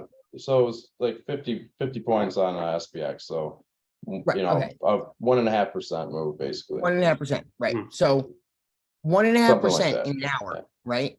If someone took this trade this morning, right, and chose a strike price, right, when spot was 1.5% away from that, right, for like a 0-day expiration, right, and Yeah. it went into the money, right, and now expires today, that trade is going to kill it, right? But in reality, a 1.5% move in SPY, right, in real time, that quickly, the only thing that's going to become really expensive, right, is the puts. So to be buying puts in the midst of that, right, is rushing into the crowd, right? My thought process is more so, how do I use, right, what just happened, right, to make a trade Yeah, on you sell speculation? them you sell it after the drop, Right. which would have been perfect because it Exactly. bounced straight as support. And that's the thing too. And I mean, it happened after we rallied up, right? So like literally the only thing that you could have done there is either buy puts at the top, right? Which, you know, did bounce off of a supply zone, which was nice. And, you know, but the other thing is that exactly what you're saying, selling puts towards the bottom, you know, for people that think it's going to break into new lows. And Right. and granted, we did test new lows of the day, but the thing is, but I mean, we had already been down there, right? We'd already been down to Outsized the moves, 35.60. right? So Outsized moves, right, have tendencies to retrace themselves, right? Like if something goes up by 20% in a day, right? Right, Even if it yeah. stays bullish the next day, it's likely to sell off, right? And the thing about premium, because of the way that theta works, right, in the IB, like IB especially, right? if you're long it, right, it crushes on you, right? So if it doesn't continue to make the same move it just did for the amount of premium the person paid for it, right, then the trade starts to go in your favor, right? So if you're taking advantage of, hey, all these, I was willing to sell puts yesterday, right? Or like if I believe there was a drastic move in something, right, and it may continue to sell off, right, but it won't sell off nearly as much tomorrow as it did today, right? Now I can recognize the fact that people are buying a ton of puts here, sell one of those puts, right, for, you know, I mean, somewhere $20 below where I think it's going to go, right? Because people are buying, think about it, like if everyone was piling into 250 puts of something, right? Like in the morning, and then the news comes out and it drops to 200, right? And now the puts that they're buying, they're piling into the 170s, right? Yep. Well, this morning they were Those piling things into are the already 250. up, right? And Right. you look at the So, like, options you can chain, go in and you'll here and now see they're sell up one. 2,000% or some shit. You know, those Right. 170s. So- yeah. So the idea is that, like, if you're selling something, right, that's 2,000% up today, right? Don't you think the likelihood is that it can't possibly be up that much tomorrow, right? Like similarly to a stock, if it was up 2,000%, right, you would be buying puts here, right, for a short-term reversal in there, right? Well, It's even, very even a similar in reversal options. of It's like, premium. It's, you know, that's what people have it's to get in there exactly too. that, It's a right? reversal of premium, not even reversal of, I mean, you'll have less of a move, even if I mean, it'll bounce around. Normally it'll retrace some anyways, but that reversal of premium is where in its IB crush, velocity, right? Fucking, velocity yeah, is exactly. Yeah. everything in Yep. options, right? Yep, So like yep. how fast it moves, right, at the dates that it's ideal or not ideal for you to in an option contract, right, makes everything. You know, like when you guys buy, like, right, like it's happened to me all the time, right? Like maybe it's a weekly, right, and it makes the move I was expecting by the end of the week in the first 2 hours of trading, right, Yeah. on Monday. And that's what you Now want, it's like, right? Yep. right. Yep.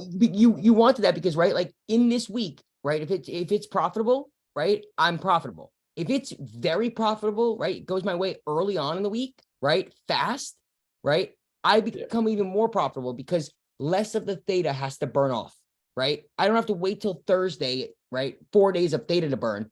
before I recognized the spike, right?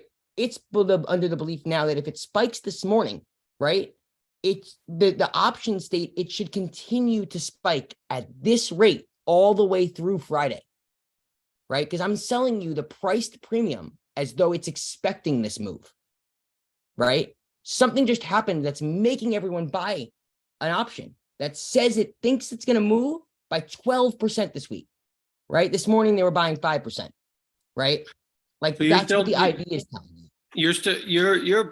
Most of the time you're talking about selling premium when you talk about options. Is that correct? Not Or is it necessarily. just in this case? It's the case of how do you recognize, right, the value of people overpaying for premium, right, is to not buy the price premium, but sell the overpriced premium and buy the cheaper premium, right? Yeah. It's usually, it's not selling in general, it's selling and buying together that lets you recognize, right, where the premium was overpriced. I was shocked at that move that there was a put, SPX put that was, I don't remember what the strike price was, but when that waterfall started, I just about bought one for $1. By the time that waterfall, it didn't even get to the bottom. That thing became worth $8 and $9. And I thought, wow, who's buying this thing? Whoever we're was selling them expiring to. So today. that's, yeah, and It was that's expiring literally, today. that's literally what we do on stream every day, right? And I mean, you don't always get a move quite like that, but I mean, even towards the end of the day, you know, these zero DT contracts are, you know, they're, even when you buy them cheap, they'll you can buy them for 50 cents and they go to $2. They go back to 60 cents, they go up to $1.20, they go back to 40 cents and they go to $2 again. And I mean, it's like you have to be very quick in and out, but there, you know, there's ways to do that with the right broker. I mean, that's where we preach about active trader, but I mean, that is literally you can watch the chart of the premium and it opens up the door to understand like how premium fluctuates, right? And how much IV and theta really has to do with it. Because every time people pile in and it moves in the right direction, you know what I mean? Theta's still eating away at it, right? But now you have the gamma, or I think it's gamma, right? It's IV that's pushing it up. And you know, you have people piling into that contract, and then instantaneously, as soon as that move backs off, right, everybody gets out, right? I mean, not everybody, because people are buying, you know, you're selling to somebody. But the thing is, it's like what Brendan was saying, the velocity, it just disappears. And that value immediately, I mean, within 30 seconds to a minute, sometimes, you know, most times will drop right back down to that initial entry. Oh, So, absolutely. That's why I it's- learned to put the sell order That was in. very astute of you, traders, by the way. You recognize there that excuse me, sorry, I'm swallowing. Sorry, 1 second. Sorry. I lost my train of thought when I was coughing, my bad. What did you just say? It was About the velocity, you know, how it disappears, how we okay, trade right. the contracts, Um, yeah. Gamma. In and out. Gamma, right? The gamma is exactly that. It's Yeah. the rate of change, right, of the vol. It's the vol of it's the IV of IV, Yes, right? yeah, It's vol of perfect. vol. So like Yep. if Yeah, I the couldn't- volatility is increasing, right? The rate at which it's increasing, right, is that gamma, right? It's the vol of the vol, right? So Yep. if we think about it like the It's rate like at which physics, this right? It's like premium acceleration is and increasing, yeah. right? Yeah. I want to sell it when it's accelerating, right? And buy it back when it's decelerating, right? So if we think about it like the move, right? When that happens, like today, all that was the acceleration, right? Right. So if Yep. if the acceleration happened and now I'm going to be able to recognize the premium as though it expects that acceleration to continue to happen, right? I'm going to take that because I believe there's no way that acceleration continues again, right? The acceleration was caused by the fact that it wasn't there, right? And something new came, right?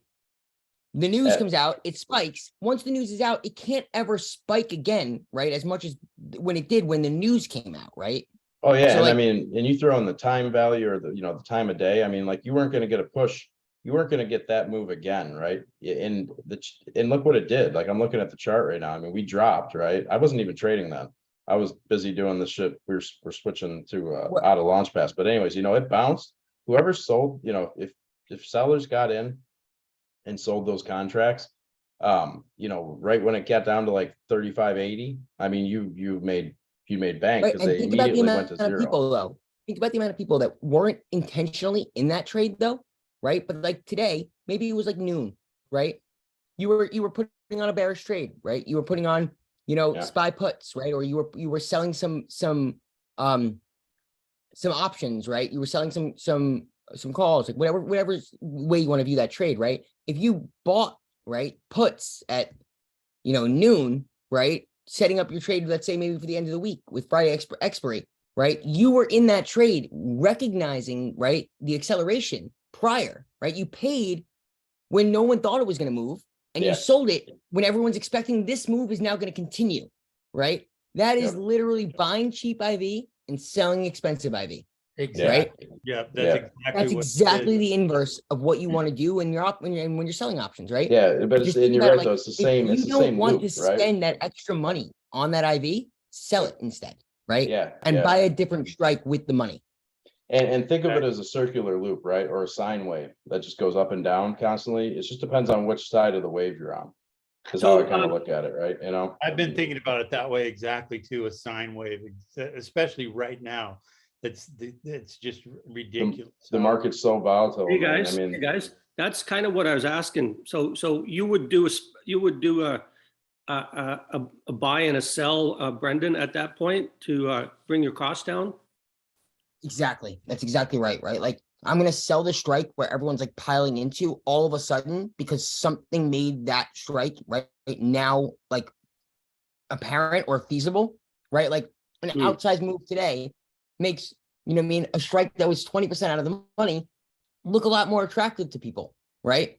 I never thought it was going there, right? It's just very expensive now, right? To follow my thesis because everyone else piled in. Well, now I'm going to sell that one and buy a different strike, right? And recognize the overprice of the strike, right? That everyone else wants, right? To still see the thesis out. Meaning I can arrange it where if I sell the strike, right? Like if it goes to if it's 250, if a certain ticker is 250, right? And I wanted to sell on the options on that, right? Because the 225 call started the day, let's say 225 put maybe started the day at $1, right? And now it's $5, right? But the 05 or 210, right? Is still just, like a couple pennies, right? Because the move, right, is being expected to remain, right? But the problem is this, if you view an options chain, right, today, look at what happened to the contracts, right, that are a few strikes away from the one that you were just viewing that was up like 2,000%, right? The ones that just barely didn't go in the money, right, and are still out of the money. Yeah. Those ones tomorrow are going to go right back to earth, right? Soon as options are open again, it's no longer likely that move that large of a move, right, happens, because if the market opens normal, right, it's going to adjust itself as no more the amount of increase of buyers in those strikes and those puts, right, that were coming in yesterday in the last hour, right? It can't possibly remain at that height come market open, right? Or we'd be selling off like crazy, right? People would have to be in the same the same state they were in when the news came out today, right? Because So it's the if you- velocity we're talking about, right? So So you if that sell- doesn't happen, if you sell the expensive one, so you sell the expensive one, so that's going to cost like X dollars, and then so how do you bring your cost down? Do you buy the other one? yeah. So Well- like the idea is like if you Well, were going to be it's more about hedging your buying risk. puts, Yeah, if you're right? selling the put, right, you're gonna collect that premium, but you don't necessarily just want to sell a naked put. So now you wouldn't get as much of a credit in that sense though, when you Right. buy. Like, well, the once you buy idea I think is something. also this, right? I think we started out with like, if you had bought puts today, right, for a certain strike, right, because of the fact that you were bearish, or if when today the news came out, right, you were to go in and time it, if you wanted to buy puts today, right? What we're saying is you could easily, right, just buy puts, right? And now you have to hope that the amount you have to pay in premium, right, isn't going to make you the trade that you have, right? Like if Yeah, everyone you're think about it not like paying this. extra. Yeah. Yeah, You're not exactly, paying right? extra Like on- yeah, you're that's what premium paying is. You're paying extra for the right. Yeah, yeah. Right. You- The yeah. reason that trade was so profitable for that right today was that everyone came in and bought that trade up, right? So all I'm saying is that like if there's strikes, right, that all of a sudden because of the velocity of the move, right, you still have your thesis, right? Remember, we're remaining always have your thesis in mind. But if the velocity of the move happens, right, with way more, right, if it happens way faster, then like, right, the option actually states, right, that like in theory it should, meaning this option expires in 2 weeks. It made 3/4 of the move today, but now it's double the price, right? If it's double the price than it was yesterday, right, and it made its most velocity, like the move with the most velocity happened today, the likelihood is that it's not going to repeat that, right? And then that means that I sold premium for more money, right, than it was worth. Therefore, I collected more, right, than I'm going to have to spend when I buy premium that's correctly priced. Right. So it's capitalizing on the fact that a spread at all, right, is very, very useful to recognize and play out your thesis, right? If you want to buy puts, selling puts way below that strike to buy the puts you want, right, just reduces it in cost a little. We're taking advantage of that same idea, right, and using like a moment in time, right, where the premium becomes most expensive, right, to recognize that and exercise that trade, right? Because if you're already thinking about being short something or being in puts of something, right, same idea as if you're willing to buy something. If someone's saying to you, the ability to make that trade yesterday and today, right, is half the price difference, right? You can receive $4 in premium yesterday. You can receive $8 in premium today, right? If there's nothing besides the move it made between yesterday and today, right, that's now out there, meaning your thesis still remains, right? Like it's probably still going to go to the strike price that I think, right? The best time to take that trade is when the premium is going from 4 to 8, right? Because the theory is the way that options are priced is based on the implied vol, right? The implied vol is the chance, the likelihood is the move, right? And the amount that this pays out as the underlying moves that much, right? Well, if you think about it just as the implied vol, right, is telling you when it's high, right, this pays out that much, right, more per dollar move, right? But when you're paying high vol, right, you're making sure that you have to buy that whole move in premium, right? It's pricing the premium based on its implied move.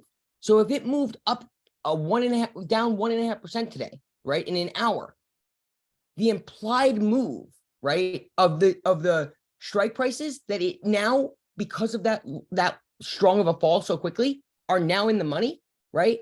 Today it says that the implied payout and move on the strike that is, 5% out of the money, it appears to be, right, implied that it has the move and payout of an in the money call. What I mean by that is just because we're moving so fast towards 200 from 250, right?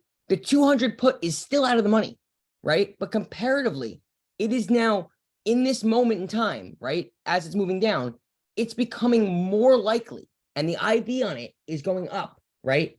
That a dollar bet on that 200 put would generate you more in returns, right? So if what you're saying is that as it's going down there, right? If it doesn't continue to go faster in that direction than it's going today, right? Just in theory, selling that option now, right? Being short the time value, right? When I buy it back, if it's not continuously moving in that direction and faster, right? Exponents say that then the time value, right, means that can't possibly be worth as much as it was when I sold it, right? The That's kind of implied based on- value is to price the option, right? like By the model. The excitement of the move is what causes the value of the option to go up, is what you're It's saying. literally a mathematical formula, right? It's like something times vol, right? Like the volatility is the implied vol, right? Is the likelihood of that move happening and now going in the money, right? And the likelihood of that happening, right, doesn't remain the same once the moves happened, right? It's like we almost got to 250, but like, I mean, to 200, but like the market closed at 209 and now the day is done, right? And tomorrow might be bullish, right? The velocity of the move can't happen again without another piece of news, right? So like if you sold it today before the market gets a chance, right, to reset itself, that's not going to happen, right? As long as a normal course of events occurs, you should be able to buy that back cheaper, right? Because the move is the only reason that excited the trade. Yeah. No, I think I understand what you're saying. Yeah, it's all about the implied volatility, which is all about the speed of the move and the Right, suddenness the of the likelihood move. that this is going to be in the money, right? Like if it gets, today's Wednesday, right? If the option expires Friday, right? When today started, 200 seemed very unlikely, right? But because it fell to 225 in the midst of an hour, right? It really fell from the whole 200, right? It didn't do that today. It did that in an hour, right? So if you had sold that within that hour, right? You actually recognized even more, right? Than what than what it looks like just in today's implied vol, because you recognize the acceleration of it, right? It's most valuable while it's accelerating is what I'm saying, right? So like if you catch it in that moment, right? When people are selling off, instead of piling into what everyone is buying, right? Selling that strike to buy another just recognizes in that moment in time an outsized return, right? Comparatively to anyone else in the market that's buying the strike that everyone else is buying, right? Because you know you're overpaying for it. Your hope is just that the massive IV push is going to push this above what you overpaid for it, and someone else is going to be willing to pay even more overpriced for it than you, right?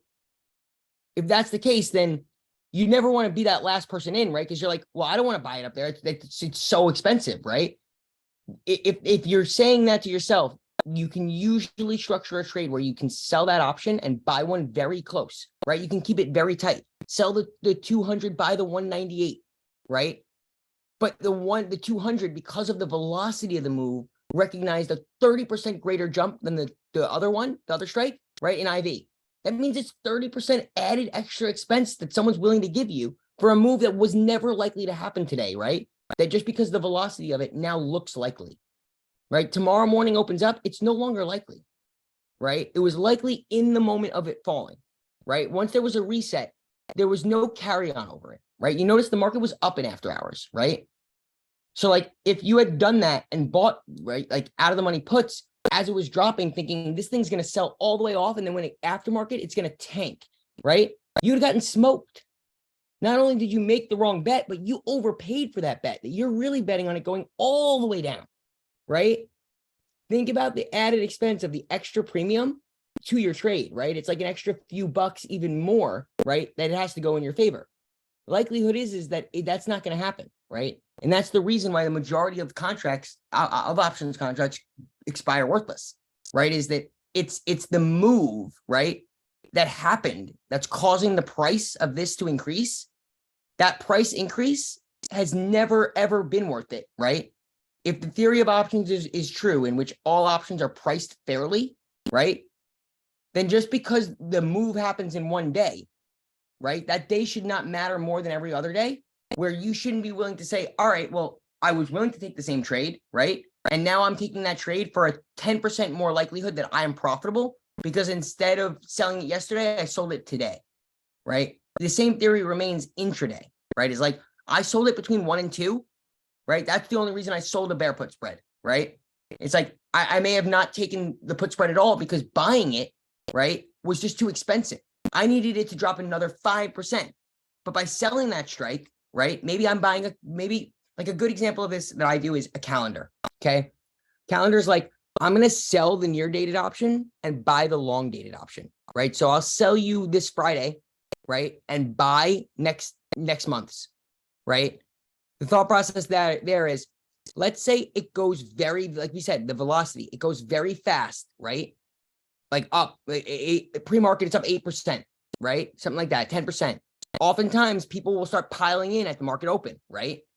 But if I'm willing to sell them, right, the call saying this Friday, right, expires, right, and I'm long the call longer than that, or the put, right? Put, for example, works great with this because I'm saying to you, if this thing fell hard, right, the example we had, the 250, 200 example, if it falls very hard, I'm willing to say that if you're willing to bet more money right now than you were an hour ago, that by Friday, this move happens in full, right? I'm willing to bet that between Friday and next month's option, right, you will have paid too much, right, for the option because you paid after the move happened, right? As it went down, you piled into the move, right? The majority there that you're going to see is if there's another move with this as much velocity, it happens back upward, right? Because it already moved down with that velocity, right? It would have to have another downward the same amount of velocity for me to not recognize the gains, right?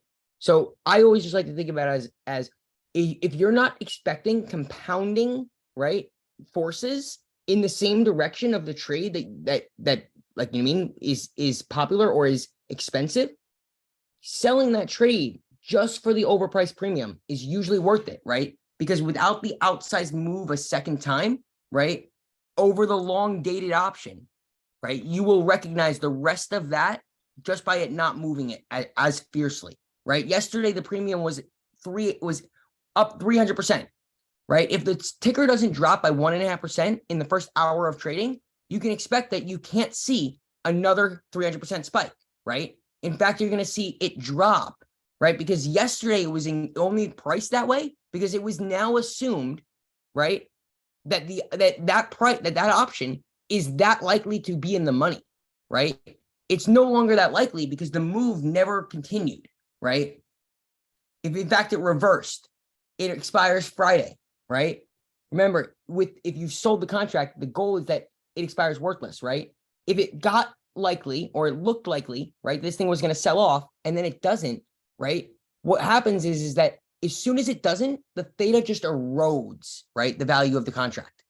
So you're letting people over speculate right now on something because everyone is doing it, right? For the ability to say, I'm still willing to make the trade I was willing to make yesterday and let you overpay for your trade, right? More times than not, that is the strategically correct thing to do, right? It's hard to just make those trades in real time.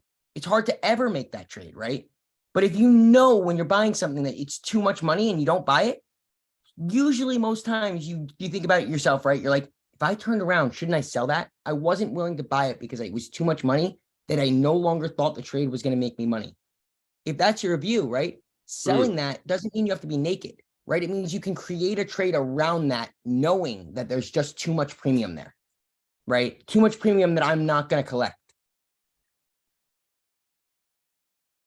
No, I'm getting it. I'm feeling it. Yeah, that's and what kind of percentages are you like? How often do you get blown out and it doesn't work? And like, I know I know selling premium is the smartest thing to do if you've got the money. I would say when I sell premium, I'm profitable 75% of the time. When I buy premium, I'm profitable 25% of the time.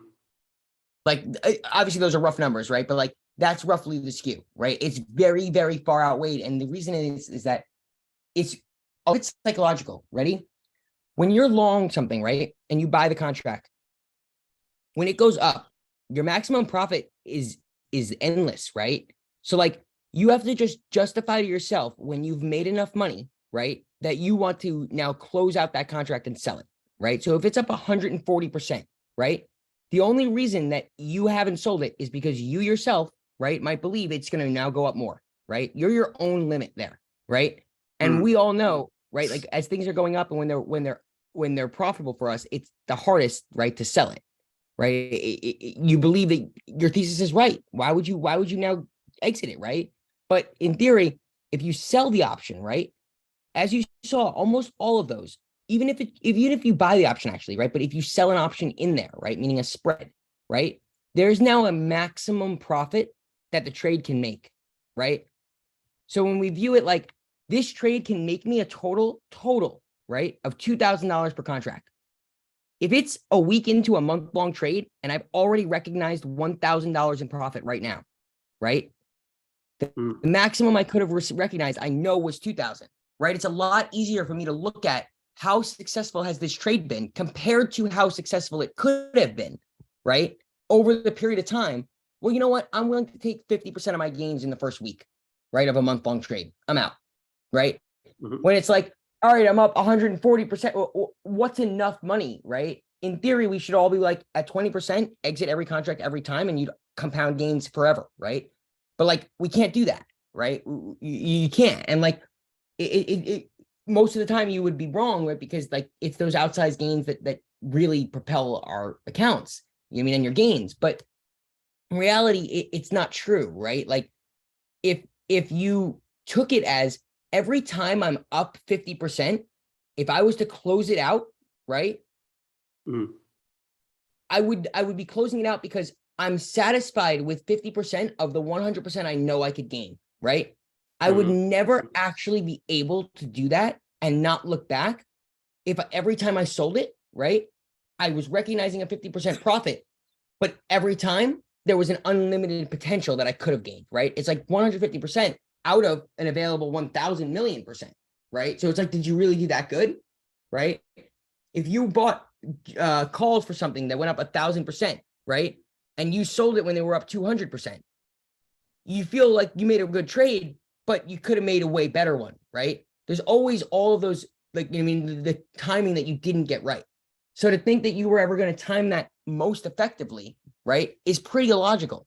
But when you've sold the contract, right, the time is the only thing that you actually have to worry about, right? As long as it's not above the strike I've sold, right?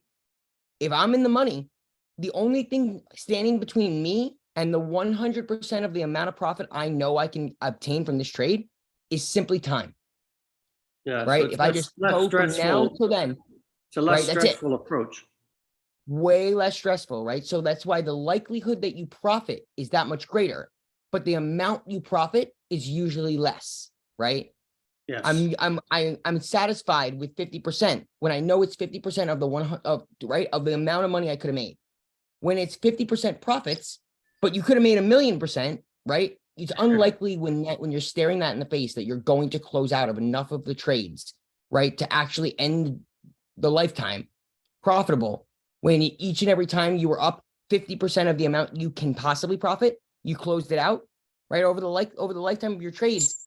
That's going to make you more money, right? Because every single gain is compounding on itself, right? I mean, Oh, it's easy to see. I think it takes more money overall to do that approach, though. What in your margin? well, yes and no, right? Because you're selling premium, so you're receiving the money up front, right? It's so long that it doesn't go against you, right? That you keep all the money, right? So you don't actually. It costs less money, right? It risks more money. That's what I mean. So your margin, your broker is going to require you to have more margin. Is that correct? Correct, right? It's going to be way more margin intensive to sell options, right? Yeah. But like we just said, the profitability, right, is significantly greater. And if you think about it as a measurement of risk, it's more risky in terms of total nominal amount risked, right? But like we just said, if your management of it improves by infinite amounts, right? Because you are able to understand your trade and know how much of my potential have I recognized and if I'm satisfied with that, right? Versus, am I likely to not be greedy enough times that I'll close out every one of these trades at the right time when they are profitable for me, right? It's like unlikely, right? Because all you need is that one afternoon and it just disappears, right? When it was, here's 50% of what you can make. Do you want to buy it back? Right? Like it's staring you in the face. You're saying to yourself, I'm not willing to take half of the trade, right? Basically in the first few days of the move, right? It's a lot easier to understand. If you're managing your risk, right, in a matter of how you understand your trades in your book, I find that one to actually be easier, right? I'd rather them tell me that it costs me more in margin dollars risked, right? But I know exactly how to control every one of those dollars risked. than to say it costs half as much to risk it, but I have no really idea, right? Like if this trade is down by 20%, right? Like what the new margin, like I can't understand, right? Like when the time to sell is, right? What is that most like, desired time to sell? Is it up 50%, right? Is it up more than that, right? Like you can't know. So my likelihood is that, at least for me, I am more likely, right, to overtrade, right? Something that I don't have a spread on, right? And or I'm more likely to be greedy, right? When I'm just long or when I'm just directionally, right, long or short something. When I have the spread on, I'm looking for that zone, right? So as long as it's in the zone, my single only thing I'm fighting against is time, and it's on my side.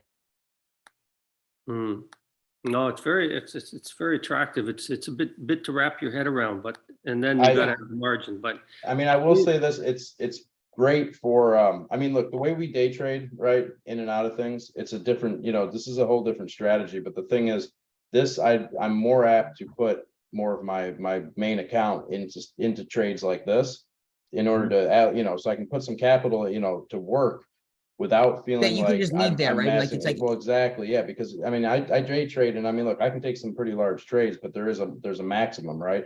And at this point, I'm using, I mean, maximum, I'm using probably a sixth, if, maybe a fifth. I don't even think I've touched that at this point. So, of my main right. account, And, and it's like like, to me, that's exactly literally you just nailed. Like the reason Yeah, what do you do with I it, use right? options, right, is Yeah. to manage my actual portfolio, right? It's like I use the ability, right, to sell options, buy options, right, to recognize my view on the market without having to sell my equities, right? And what I mean by that is, if you view, right, that the market is going to be at right below 350, below where it's at right now, right, through January, right? Now, if you're day trading, there are days, right, that you can recognize that view, right? Great, like best, right? But likelihood is that you have to trade each day, right, the way the day is being traded, right? You have to approach each day the way, right, the market is giving it to you, right? So it's hard to really recognize and or get paid for, right, your thesis that you have coming true. And just because people like, this is not a dig, it's the opposite of that if it comes off as that way. But like the idea that day traders have to be completely ignorant and unable, right, to make a longer term trade or don't understand the market well enough to make a trade longer term isn't true, right? It's that you can't do both, right? Because the trades you're making, right, are based off of the price action or movement that you're seeing today, right? But to be able to just put a trade on, right, that unless something goes against you severely, right, what you're just betting on is a direction, right, and you're holding on to premium, right, that if the time erodes, right, as long as the current movement, right, the current trend remains, right, all you have to do, right, is collect that premium. You've received it up front, right, as well as you have your range that you know exactly by what days, right, like you're profitable and not, right? And if you think about it like a January like trade, right, that allows you to say, okay, so long as the market is not above 350, right, by January, this trade collects all of its premium and expires worthless, right? Now, the reason why that's an okay to trade to put on and leave is in the event that the market does the opposite and rips up. Am I like a fool to assume that most of you guys believe if the market is rallying and remains bullish, right, and we're now bullish, you believe you can trade your way, right, in that market, that you're going to make a lot of money, right? That's what you're waiting for, right? So if that happens, right, you could really, it's not that you could care less about the option you put on, but it is exactly that hedge, right, that you're looking for to say, if in the event the market continues to just go down and down and down, right, from now till January, and it's a hard market to trade every day as a trader, right? I want to be paid for the fact that I did see that coming, and it's not my fault that the day trading is hard because everyone has one directional view, right? And that's down. It's that I can't possibly, right, remain in a market that doesn't give me enough volatility, right, or swings in that market, right? That if the market goes up and rallies, of course, I'm back in and I'm able to make a ton of money in that market. But if it doesn't, and I've lost money in the market on the way down, right? I want the idea that I've envisioned that to be rewarding me, right? And be a hedge against that. The reason why I'm saying against you is you can close out this trade, right? Before it goes all the way against you to the right, like limitlessly. But in theory, if the market was to turn around and go up, right? And it was going to remain bullish and remain above 350 through January from here, right? Am I wrong to assume that most of you guys would say you're going to make a lot of money then in the market? Right? Like if you guys were feeling that, right? If the market happened to start a rally now and rally through January, right? Most of you guys would be very happy about that, right? Like that would be the market you want to trade in, right? Well, then if that happens, you could really care less, right? About the hedge that didn't work out, right? It was put on so that in the event that this occurs, right, you're also able to profit, right? In the world of investing, we often refer to this as like, we're looking for asymmetric trades, right? You're looking for a trade that even the event that you don't do the right thing, right? Your thesis remains and gets played out, right? You profit off that, right? Strictly by letting the other people trade that every day and you're holding on to the time, right? Let people like rally it up, right? Between now and then, it may be against me 50%, right? The idea is that at expiration, right? All I need to know is I break even at, 375 and below or 350 and below. And unless this thing goes very against me, right? I can leave that trade on because if it's going against me at all, I'm making money, right? Think about it like my portfolio owns Microsoft and I own Microsoft puts right now, right? I use those puts to say, I own Microsoft, but in the event in the short term, it goes down, right? I'm going to recognize that money, right? As profit. And then I still own Microsoft, right? It's very much so the same thing, right? It's like, I'm going to be able to, excuse me, recognize, right? The ability for me to own puts on something I own, right? Is the same thing as saying in a good market, in a bullish market, I make a lot of money because day trading a trend, right? Like a trend day is my most successful day. So I would say I'm willing to sacrifice 50% of this trade, right? For 3 months of a bullish market, because I know what my returns would be in that bullish market. That's the same idea as I'm long this stock, right? I'll sell you covered calls. If it doesn't go above that price by then, right?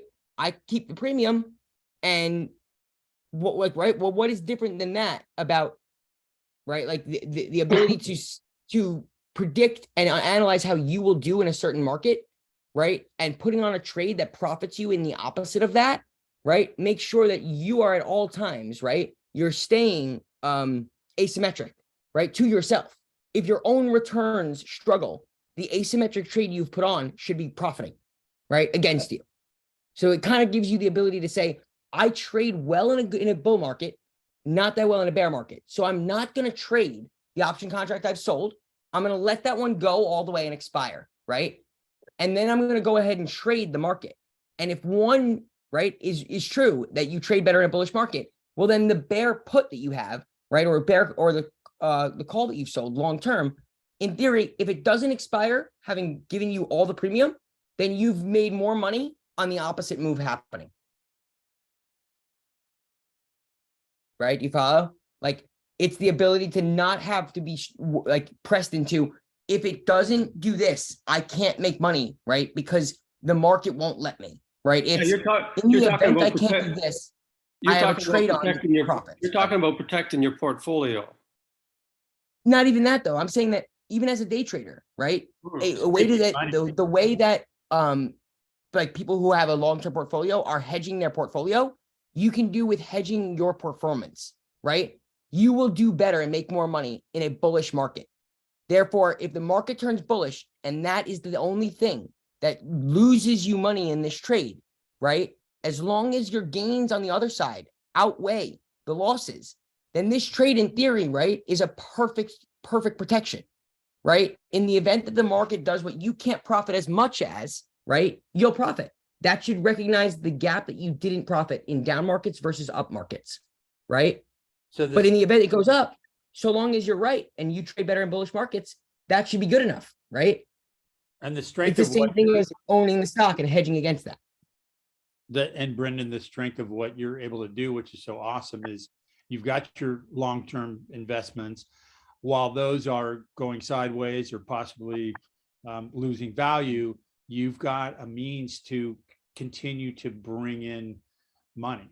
You're offsetting any losses you may be temporarily incurring with your portfolio, right? Correct. Yeah, it's beautiful. And I have people oftentimes like they give me shit because I try to explain that like it's not that that I'm trying to say day traders or options traders, right, are able to make a lot more money than anyone else. I'm saying that if you were to able to compound, right, option profits the way that you can compound investments, the returns would be unmatched, right? So if your investment portfolio, right, is left alone, right, but it's being used in its value, right, to provide you added margin, right, to compound gains instead of recognizing them over very long periods of time, right, I'm able to actively trade the margin balance, right, more effectively than I can invest my money, right? But that doesn't mean that I can't invest my money well, right? It means that I would be best off trading around my portfolio short term, right, but leaving it there so long as it's not an opportunity cost to my short-term trading, right? Right. And Like the beauty of being an options trader is it doesn't matter which direction the market is going as long as you've got a thesis that can go with that flow, right? so long as you can buy and sell options, right? If you're only buying options, what that states is if the market's going down, you're buying puts, and if the market's going up, you're buying calls, right? Means if you don't time it correctly, you just got stuck in exactly what we just explained, right? Which is the price of the option being overpriced because of the velocity of the move, right? So as long as you can sell options and buy options, you can structure each and every trade where you make money on both up and down, right? You can always take a straddle or a strangle if you want, right? Which profits you outside of a range or within the range, right? So long as you know how to sell and buy an option together, you can make it so that it's not just an up or down market in a trend that you need, but it's either direction, right? So long as it's within a range, right? It just gives you a lot more flexibility as to how you can actually, generate returns, right? Without your exact thesis remaining, right? But within a range, right? And I think that we all agree. By the way, that's a good example. In a trend day, right? You believe that you can make outsized returns to that of a choppy day, right? Most people, or at least the day traders view is that that's true, right? If you can trade both ways up and down, buying and selling, right? A choppy market, therefore, would make you even more money than a trend day.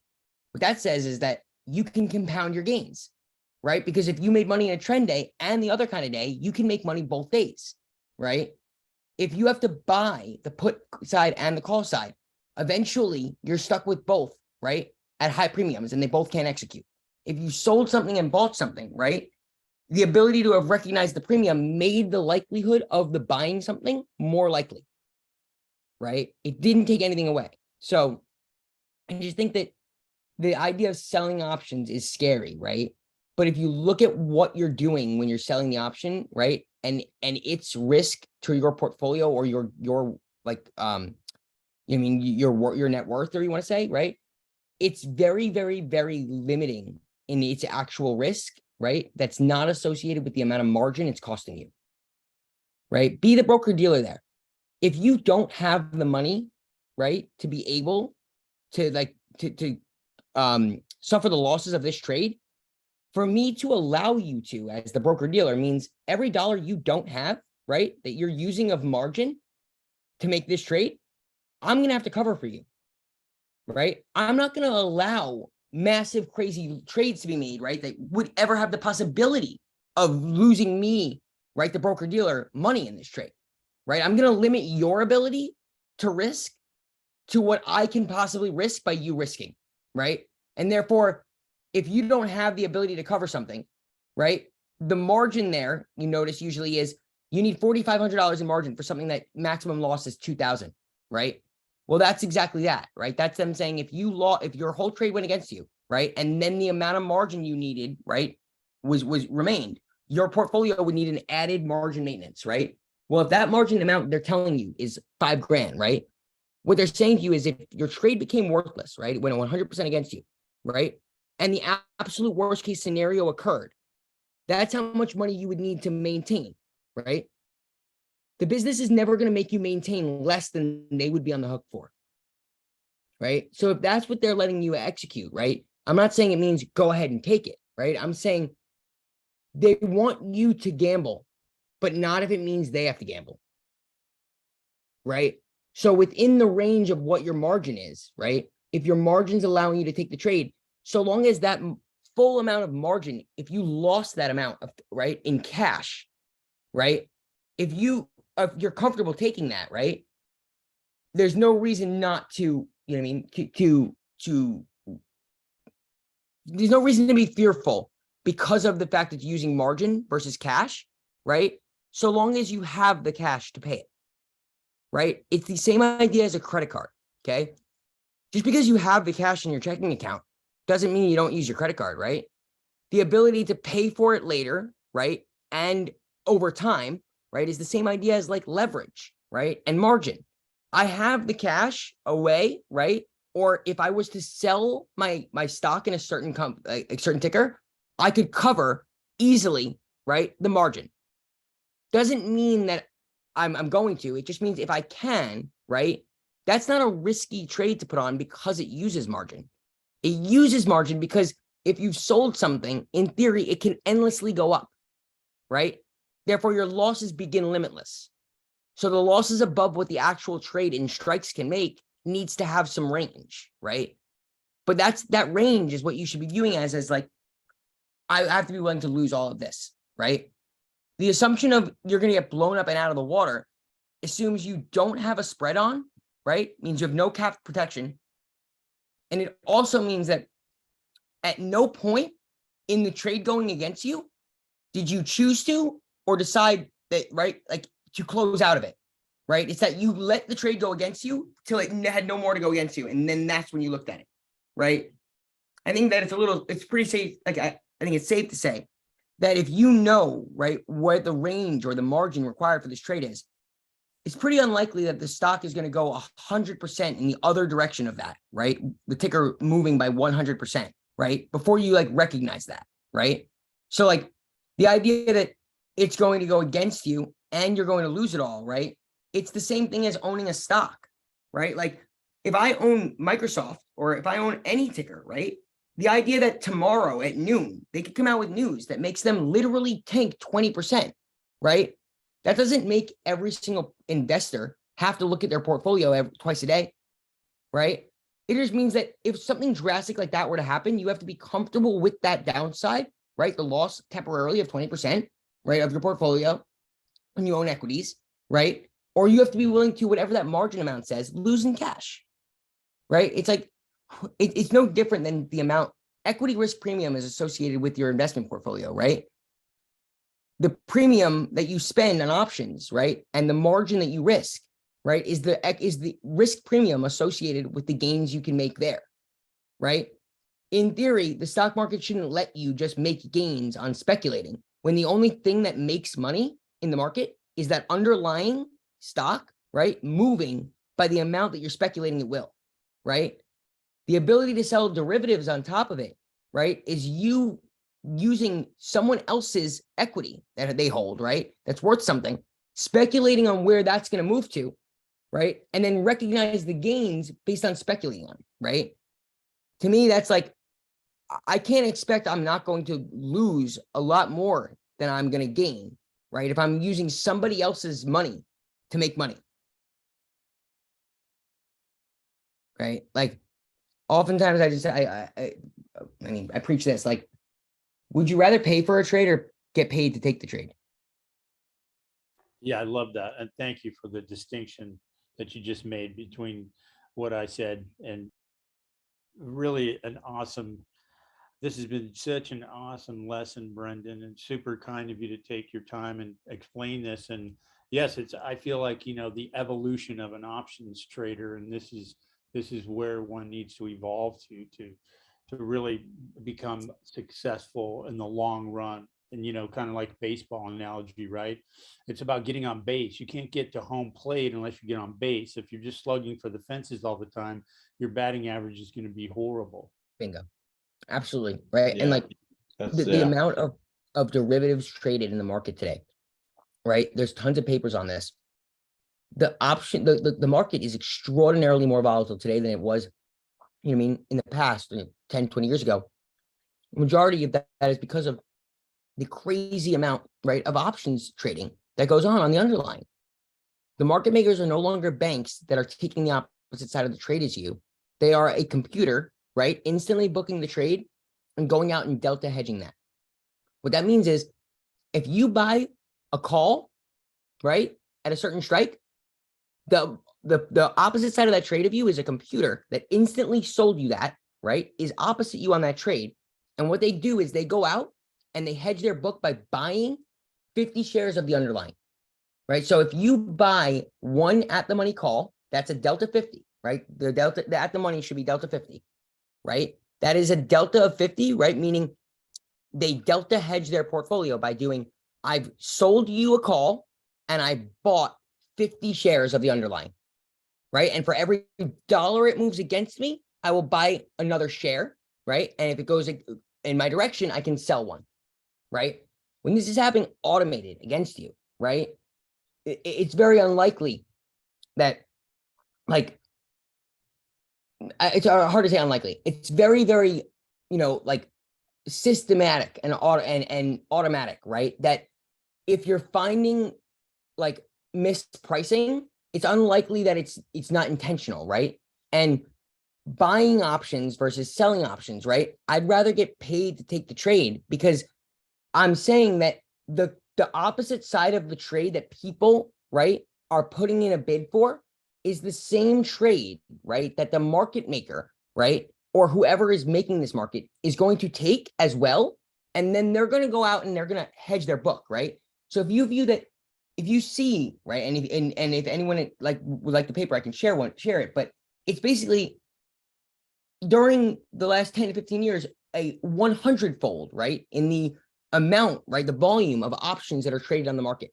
Well, if what we just said is true, where every option that's traded, right, the hedging of that by the market maker is to go out and buy or sell the underlying stock based upon if you bought or sold contracts. That means that all of the price action you see in a day, right, is the buying and selling of options contracts happening in real time, and the market makers underlying that buying and selling the stock to hedge correctly their portfolio. Right. So like the theory that we're going to be, right, like most informed and most like effective in the market, right, when its movements are as a result of these derivatives being traded, I think it's virtually as naive as can be to say, I don't really need to know everything about how those derivatives are traded. I can still make money, right? When it's like, not only are the other person on the opposite trade of you, do they know those derivatives, right? But it's the machine that is literally in real time hedging against that, right? And what you're saying is that you're not, I'm not saying you're smart, you're saying you're smarter. You're saying that you're going to be able to make the same investment decisions and trade decisions, right, as those who understand the derivatives in full, right? When the derivatives are what's actually moving the market, right? I know a lot of people who say like they don't understand options, right, that well. I think a lot of it is like a tool like OptionStrat, right? The ability to look at a trade that you would have thought, right?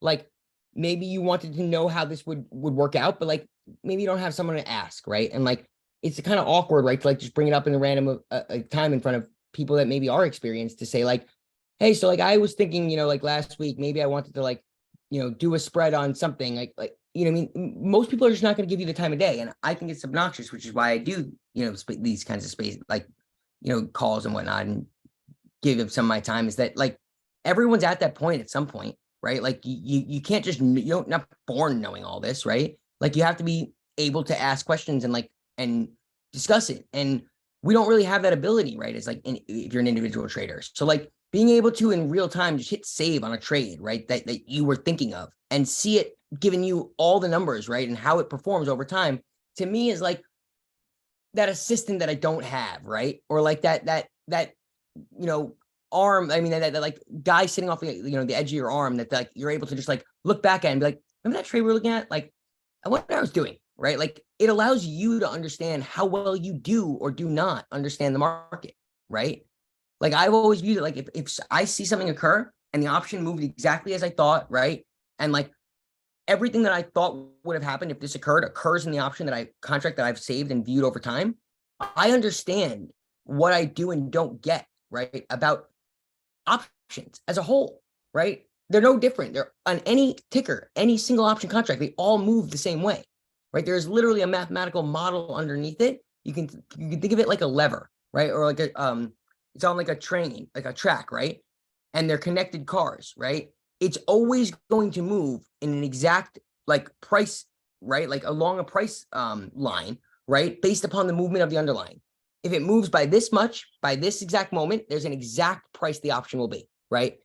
And they're priced that way, right? So like the premium spikes, right, are a matter of like the market participants, right? Just actively bidding up and bidding down things, right? So that's why I say like to ever think when investors, I think it's naive, even when investors, right? They're like, I'm not a trader. I'm just a long-term investor. So I don't look at the day to day. Yes, I don't dude, eat chocolate, yes. And they got right? burnt. No, They just you're- got toasted. You're just what? Sorry. And they just got toasted. Everybody Yeah, did. toasted. Anybody that just Toasted. held got fucking Right. got raped. 15 years it took you to gain that. It took you 6 months to lose it all, right? Like all I'm saying is that like that was a matter, right? And was able to be protected against with the use of derivatives, right? Every single portfolio was able to be protected against with the use of derivatives, right? They are a way to hedge. Yep. They were created to hedge, right? Oil producers, right? They sell futures contracts on oil that they produce to hedge their price, right? They're fixing in the future price so they know exactly how much money they can make on this, right? That's kind of the idea that where the option contract came from, right? The futures contract, right, for a physical delivery of oil can be thought of like an options contract, right? I want the right to buy this at this certain date for this much money, right? Like you're just doing it it's a derivative of the underlying, right? So it's like betting on the oil market without ever planning to take delivery, right? That's kind of why options to me make a lot of sense, is that like if you can just put them into something in physical terms in reality, right? Like the concept that they're always priced and they always move the exact way with those prices. And if you can understand them conceptually, right, it's a matter of just like finding, right, what it is that represents your thesis best, right? That allows you to utilize other people speculating for your advantage, right? If I was to tell you, I can find you a trade that pays out when Amazon is below 120, right? For whoever had shared that Amazon trade, right? But this trade, you collect 1,000 in premium, right? You happen to be selling things, but you collect the premium, right? It's the same exact thesis you have, right? Being represented, happening, right? It's just a different trade that costs you $0 to put on, right? When people say that would be too risky for me though, right? It's like the risk needs to be defined by how well you understand what it is you own, right? Because if you can understand exactly how much and how likely it is that you won't make this money back, right? Chances are you're going to close out of that for a short loss, right? And you're going to be comfortable with it. Even yourself, you're going to be fine with losing it, right? Because you understood it all. It's when you take a trade, right, and you didn't really understand it that well, and you don't really know why it went against you, but your thesis remains, and the trade you thought was supposed to represent that thesis didn't make you money, right? It's like, what the hell, right? Like that was a crazy day. And it's like, in reality, look at the trade as the way it's supposed to at expiration, right? And that allows me almost always to understand why I'm selling it, right? Because after that outsized move, it's just a matter of holding it, right? And then the other side, it's like when I buy options, I almost always sell them before expiration because I don't want to get anywhere near that expiration because it's going to become worthless. Right. Yeah. And if I'm on the other side, I'm sitting there going, so just sell all these options. They're going to expire worthless. Right. I know how often if I don't exit my option, it's going to expire worthless, which means at some point in the trade, it was going against me. But as long as I hold it to expiration, it's more than likely going to become worthless. Yeah, because even if somebody is buying and selling that one that you sold, right, or if they sell it off or whatever, like interacting with it thesis doesn't make any remains- difference, right? Yeah. Right. If As my a thesis seller, you remains, can it just should be wait. under a certain strike by a certain day, right? The sentence, like we said in the beginning, the sentence is key, right? Because if you forget to like say the trade that you want to make out, right? You always, I always forget that date part, right? It's like, yeah, my trade says that Amazon's going to be under 150, right? It's like my trade says I believe Amazon will be under 150 by a certain date, right? So like if I judge the trade on how it's going today, when the trade I made, right, views this on a certain day in the future, it's not fair for me to say, right, like I'm losing money, right? I'm losing more than I wish I was, right? But if my thesis remains, then I should be willing to allow this trade, right, to work in my favor. What I mean by that is the theta's on your side, right? Literally, if you close it out, if you, as the market closes on Friday night, right, at 4 o'clock, when it opens up Monday morning, if the price is the exact same, your profit is more than it was on Friday at the close. By 1 minute, it'll move, right? Because the likelihood that it expires, right, out of the money becomes greater, right? You're moving closer to your expiration against them, not just in time, but in the effect that the time has on the contract. It's a exponential price movement, right? So as you get closer to that expiration, the rate at which their decay happens is faster and faster and faster, right? So in the beginning, it's unlikely that the trade goes your way that well when you've sold it, right? But if you're just playing against yourself and it's a matter of viewing, I'm willing to take this so long as I can wait till January, right? Like I said earlier, to me, if I know what the total amount I can profit on this trade is, if it goes 100% my way, I'm more likely to close it out for a gain at all, right? Knowing how much am I willing to accept for my trade. If it's on me to judge how much was enough, nothing's ever going to be enough, right? Like we all know that feeling. So I think that a lot of it is just, it may sound like I take risky trades, but it's actually the prudency, right, in me that wants to take trades that I know I'll close for a profit more often than trades that might hit it big. Yeah, and your overall risk management or your overall risk to reward is more manageable. You know, it's a better I like it over the long period of time, you know. So yeah, I find one of my rewards is I'm able to sleep, right? And part of that is because I know how to manage these trades by how much I could and how much I have gained so far on them, right? When it's a matter of shit, should I sell that? Man, I wonder if I should have sold that at close, right? Like, I hope nothing happens like tomorrow. You know, it's like that to me isn't worth the added potential gains that the trade has, right? It was better to know where I'm at and close out the profitable trades and not second guess them than it was to hold on to the trades that I wish I didn't. yeah, Anywho, for sure. I'm Yeah. I'm gonna head to bed, but we we'll, should cut it, but dude, this is great. And listen, we could do even shorter installments of this, like in the future. I mean, we can go long, obviously, but I was even thinking like, because now that we have the intro, right? Like this is a great intro and we can break it that's up. exactly what I was thinking. Yeah, I mean, even the discussion that we just had over the last hour, dude. I mean, I would take that out and almost put that in the beginning in parts. So I'm gonna edit it and play around with it. We'll, you know, anybody, you know, if you have ideas, remember, we'll like, do it too. Like I said, I apologize. I'm not an educator, but like I'm more than happy to spend the time it takes in a few of these sessions, right, to get it right and It's great, cut dude. and piece it together to get it right. You know, bro, this is great. It's just a discussion, right? It's just like the right That's questions exactly are what I want. asked. Yeah, the right questions were asked as time went on, especially as people get comfortable. It's not so much that it has to be in the beginning. It's just, you know, that section maybe I took a note down and said, you know, the end, like this last hour or whatever has been it's got its own little chunk, but a couple things that I think would be useful to us, right? Is one is you know, starting off with like I know I've been in a position before where I've bought calls, right? And we don't have to get into it a ton, but I don't really, we all got to go and go to bed, but we ran it up, right? You know, price went out, is when Tesla went to the moon. And what I ended up doing is actually selling a call, you know, in the money, farther in the money, right?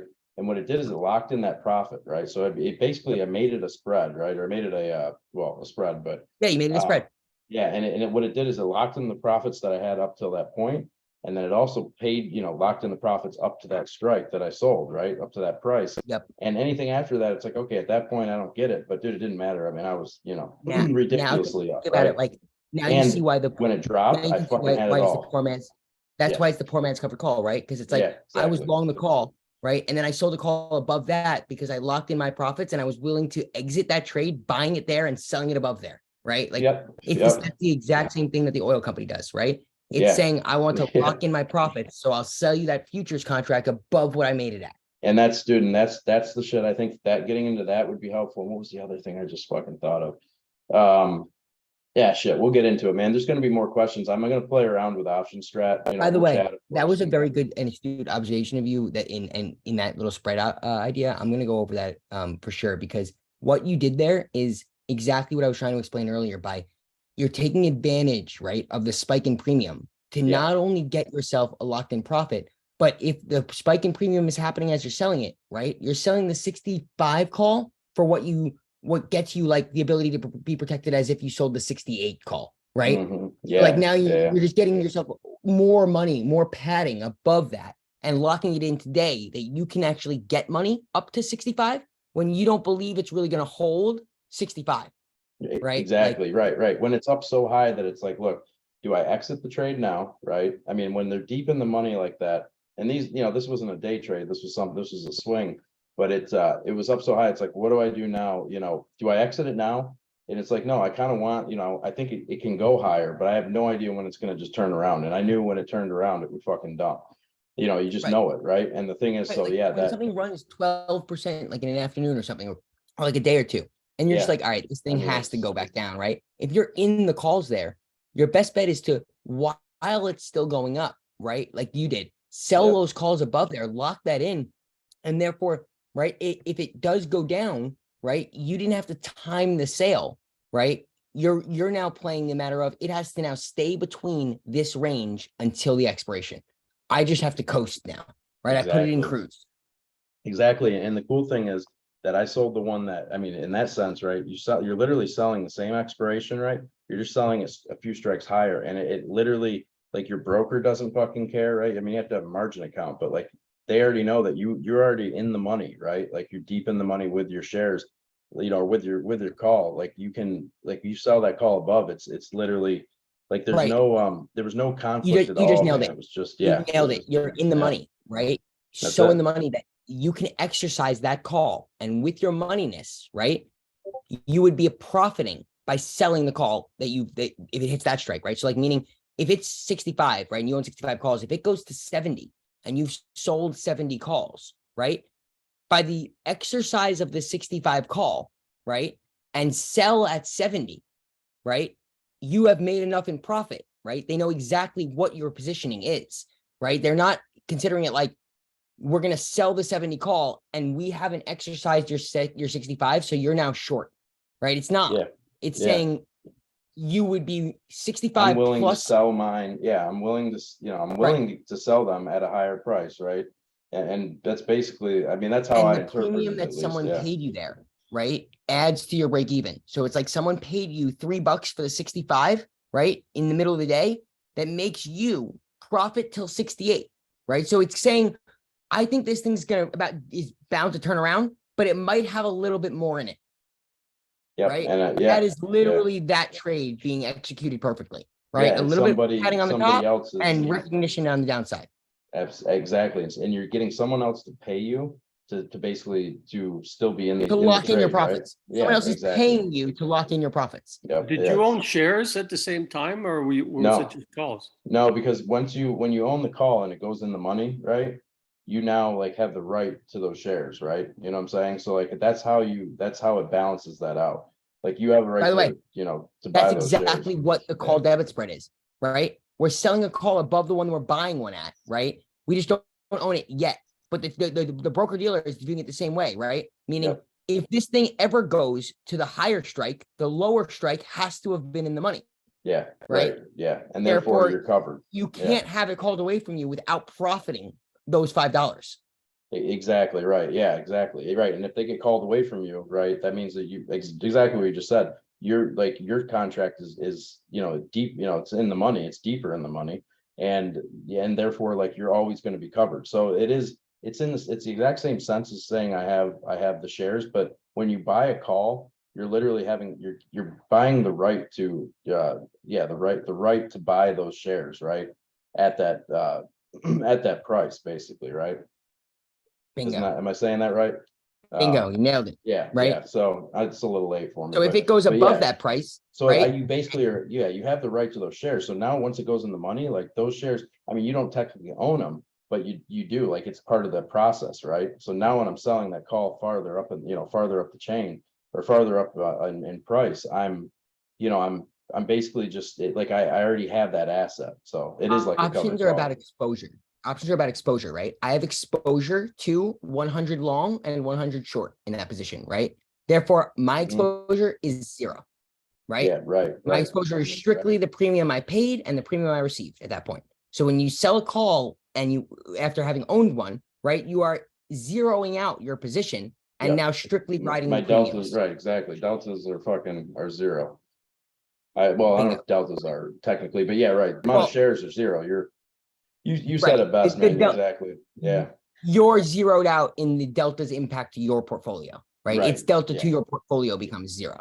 Yep. Yeah, exactly. That's exactly. Yep. And that way, and that makes sense, right? Because that's what we're making money on is the premium, right? It's the difference in premium when we Exactly. buy and sell it. So Now like you we're just just now selling it you for more. perfectly understood exactly what I was saying about why you sell that intraday expensive premium, right? Is like you just saw in the motion, right, of doing it, why it was no longer reasonable that it was going to continue to go up that much beyond this point, right? When it already made that move, that you're getting an extra few bucks of padding from selling that right now. You wouldn't want to sell that tomorrow on its way back down, right? Because Yeah, you're going to right. get less, that it's not going to actually give you the same amount of padding, right? Exactly. Strictly the exactly. timing of that, right? Yep. It was Yeah. able to be understood because you owned it, that you were seeing its appreciation, right? And being willing to capitalize on that, right? But once you sold those calls, now you want it within a range, right? That's what I was saying about it's so much easier to now hold that trade going. So long as it stays in this range, only thing I'm worrying about is what day is it, right? The time. Yep. That's Yeah. it, Yep. right? And that's I'm no where longer worried about a certain directional move. It's just a matter of the time. and that's where you can get into the shorter swings, in my opinion, right? Like the shorter term swings, you know, like there's nothing wrong with like doing a spread for the end of that week, right? If you have a, I mean, especially with the zones, right? I can have a pretty clear idea where price is going to go up to. And it does allow me to build out like a range. And it's like, look, give yourself some padding on each side. You don't have to nail it perfectly. The thing is you're going to profit from it. If you use a spread, it gives you the ability, right, to profit in more than one way of directional, right? Then that's very helpful, right? Because what you just said, like if you use the spread to make you profit, maybe it's like 2% to the downside and 8% to the upside, right? You profit. Well, like that gives you a much wider range, right? And if your view based upon your levels is that's the weekly range, right? If you were to say, if it goes outside of that range, right? That probably makes you a lot of money in profit one way or the other, right? Yeah. Yeah. If your trade is in the opposite, right? If this is asymmetric to the way you'd be trading intraday, now you can make money both ways, right? Like you don't have to be trading the same way that your strategy is put on for, right? So long as the strategy, right? Your strategy could be delta neutral, right? Like if you're a straddle and a strangle, right? They're strictly trading vol, right? Like it doesn't matter what the price does, right? Like the factor of the matter is if you're short vol, right? If you're short the options contract, right? Meaning if I sell the call and the put, I am strictly short volatility, right? I want the volatility to go down from here to the end of the contract. I've sold the expensive premium. I want it to drop, right? If I'm long the call, I'm long volatility. If it gets more volatile from here, right? The IV spikes, I make money, right? Yeah, right. Yeah. The only way to actually play, right, the volatility itself, right, meaning any movement up or down, I make money, right, is to buy and sell a contract, right, is to have a strangle or straddle. Yeah. Right. Now, can you sell, what do they call it when you sell a call and sell a put? Is that a, That's a strangle. that is a strangle too? So can you Yeah, buy a strangle? that's a short strangle. Short strangle, okay, yeah. So you can do both sides of a strangle, yeah, okay. Exactly. Right, And the short sides of a strangle is really a straddle that you receive the premium for instead of buying, right? And the same with the strangle, right? Because think about the inverse trade in a P&L chart, right? Like the green is like, think about it like it's either like a U, right? Like one of those misshaped U's or it's got a hat on, right? Yeah. Upside down hat or a hat. It's like, if you just inverse those, that's strangle, straddle, short, long. Yeah, absolutely, right, makes sense, yeah. Because it's the same, I mean, it means different things, obviously, in a sense, but it doesn't mean, your goal is different, I guess, but yeah, no. Short the call and short the put, right? Versus long the call and long the put, right? Is straddle, strangle, but being short and long the two in inverse, right? What I mean by that is like, if I'm short the call and short the put, right? I could be long the call and long the put, right? I'm on opposite of that trade, right? But if I'm short the put and short the call, right? I've now done the inverse of the long side of the other trade. What that means is, if I'm to say, okay, here's a good example. If you see people buy a 250 put and sell a 250 put, right? Their trade is likely not a strangle if they didn't put it together. It's one of them was way too much money comparatively to the other one, right? Like we said before, in theory, a 250 call and a 250 put, if they're both at the money, right, should be priced the same delta wise, meaning if they move $1 up, they should both move by the same amount, right, in inverse directions, right? Yes. But if they don't, if an Yeah. hour apart, I'm able to capture 3 million in premium, right? You see it come through selling a strike, and then the same strike I can buy on the other side for $1.5 million, right? I've just hedged out 50% of the risk of this trade simply because one side was overpaying for the other side. Absolutely, and that's seeing that, and it makes you point, it kind of helps you point out, it helps you understand the options chain for sure, and just how skewed things can become, within it. So, hey, the other thing I wanted to mention, we don't have to get into it right now, but something that Monitor talked about the other night was a finance debit spread, right? Basically creating a debit spread and then financing it by adding basically selling a put, right?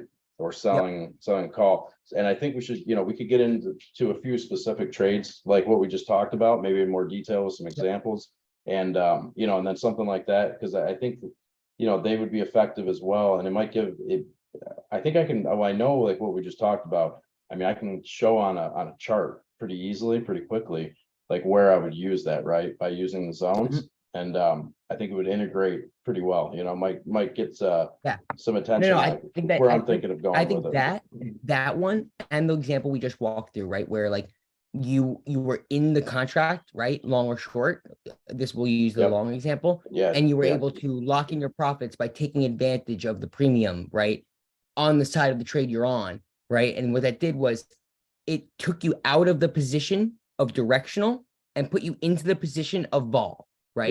Yeah. And understanding that Which means you're you locking no in. longer care where the price goes. You just needed to stay within the range. Exactly. Yeah. And really at that point, I really didn't care, even if it went over my, and the thing is, it You was getting zeroed out. Yeah, exactly. I mean, I'd locked in as much profit, as more than happy with. And it is exactly that. You're just capturing that extra volatility, that extra premium that's been jacked up. And the thing is, you have to lock it in right then and there, so. It's the only true way, the only possible way, in my opinion, in the market, right? That you can ever say, I'm playing with house money, It's never Absolutely. house money. It's your money that you could have had. Come here. Opportunity cost Come says here. you can't, right? This is literally not your money. Here's why. If you Hey. close one side of the trade without the other before expiration, you actually lost money, opportunity cost says, right? Right. This is the opposite in the sense that by closing out, you've zeroed out the trade. And so long as the time erodes the prices of these, right, you will make even more money come expiration date. You have no more money in the trade, right? You have 0 shares, yet you still have a profit remaining in the P&L open. The only way to ever play with house money, right, is to literally zero out your trade, yet still have exposure to it. Yeah. That's Yeah, the only absolutely. effective way. Yeah, no, absolutely. You're right. That sounds like trading porn right there to me. Yeah, Just yeah. Listen, my son is he's trying to get. He just walked out of his bedroom. He didn't even cry. So I have to bounce. But I mean, do you guys want to shut it down or? I can leave it for a minute. I just got- quick note, guys. In 3 minutes, a bunch of British news is coming out, so it might be interesting to see. Yeah, no, I did see something about how the I retweeted one of them while we were a little bit ago about how, let me find it here. Fucking Brendan, thank you so much, Brendan. Thank you. yeah, dude, thank you big time. I mean, again, we'll I think it'd be perfect now. We can really tackle on maybe some of the specific stuff. And honestly, now I feel a little bit more comfortable about just chatting about it. Like We're I haven't getting even- there. We're getting there. Yeah, exactly. Examples, exactly. just examples, guys. Examples of trades, I think, will be the best thing. Like your example, trader. If you put numbers to it, for example, I think would bring it home. Oh yeah, and I can point out multiple times. I mean, look, even in the middle of the day, when we're taking these trades, there are times where I've thought about putting these on, especially when you have these big moves like we've been having, these contracts go into the money, right? And it's like, do you hold it and keep going looking for that extra profit? Well, no, you could sell against it, right? And I think that's something that a lot of people could integrate and be really happy with it. So. Listen, yeah, let me bounce. There is something about how the Bank of England came out. They're signaling to the major banks that they may start buying again. So basically, they're going to continue QE. Here it is. So yeah, Bank of England signaled privately to bankers it may extend bond buying. Came out of Walter Bloomberg. He tweeted it.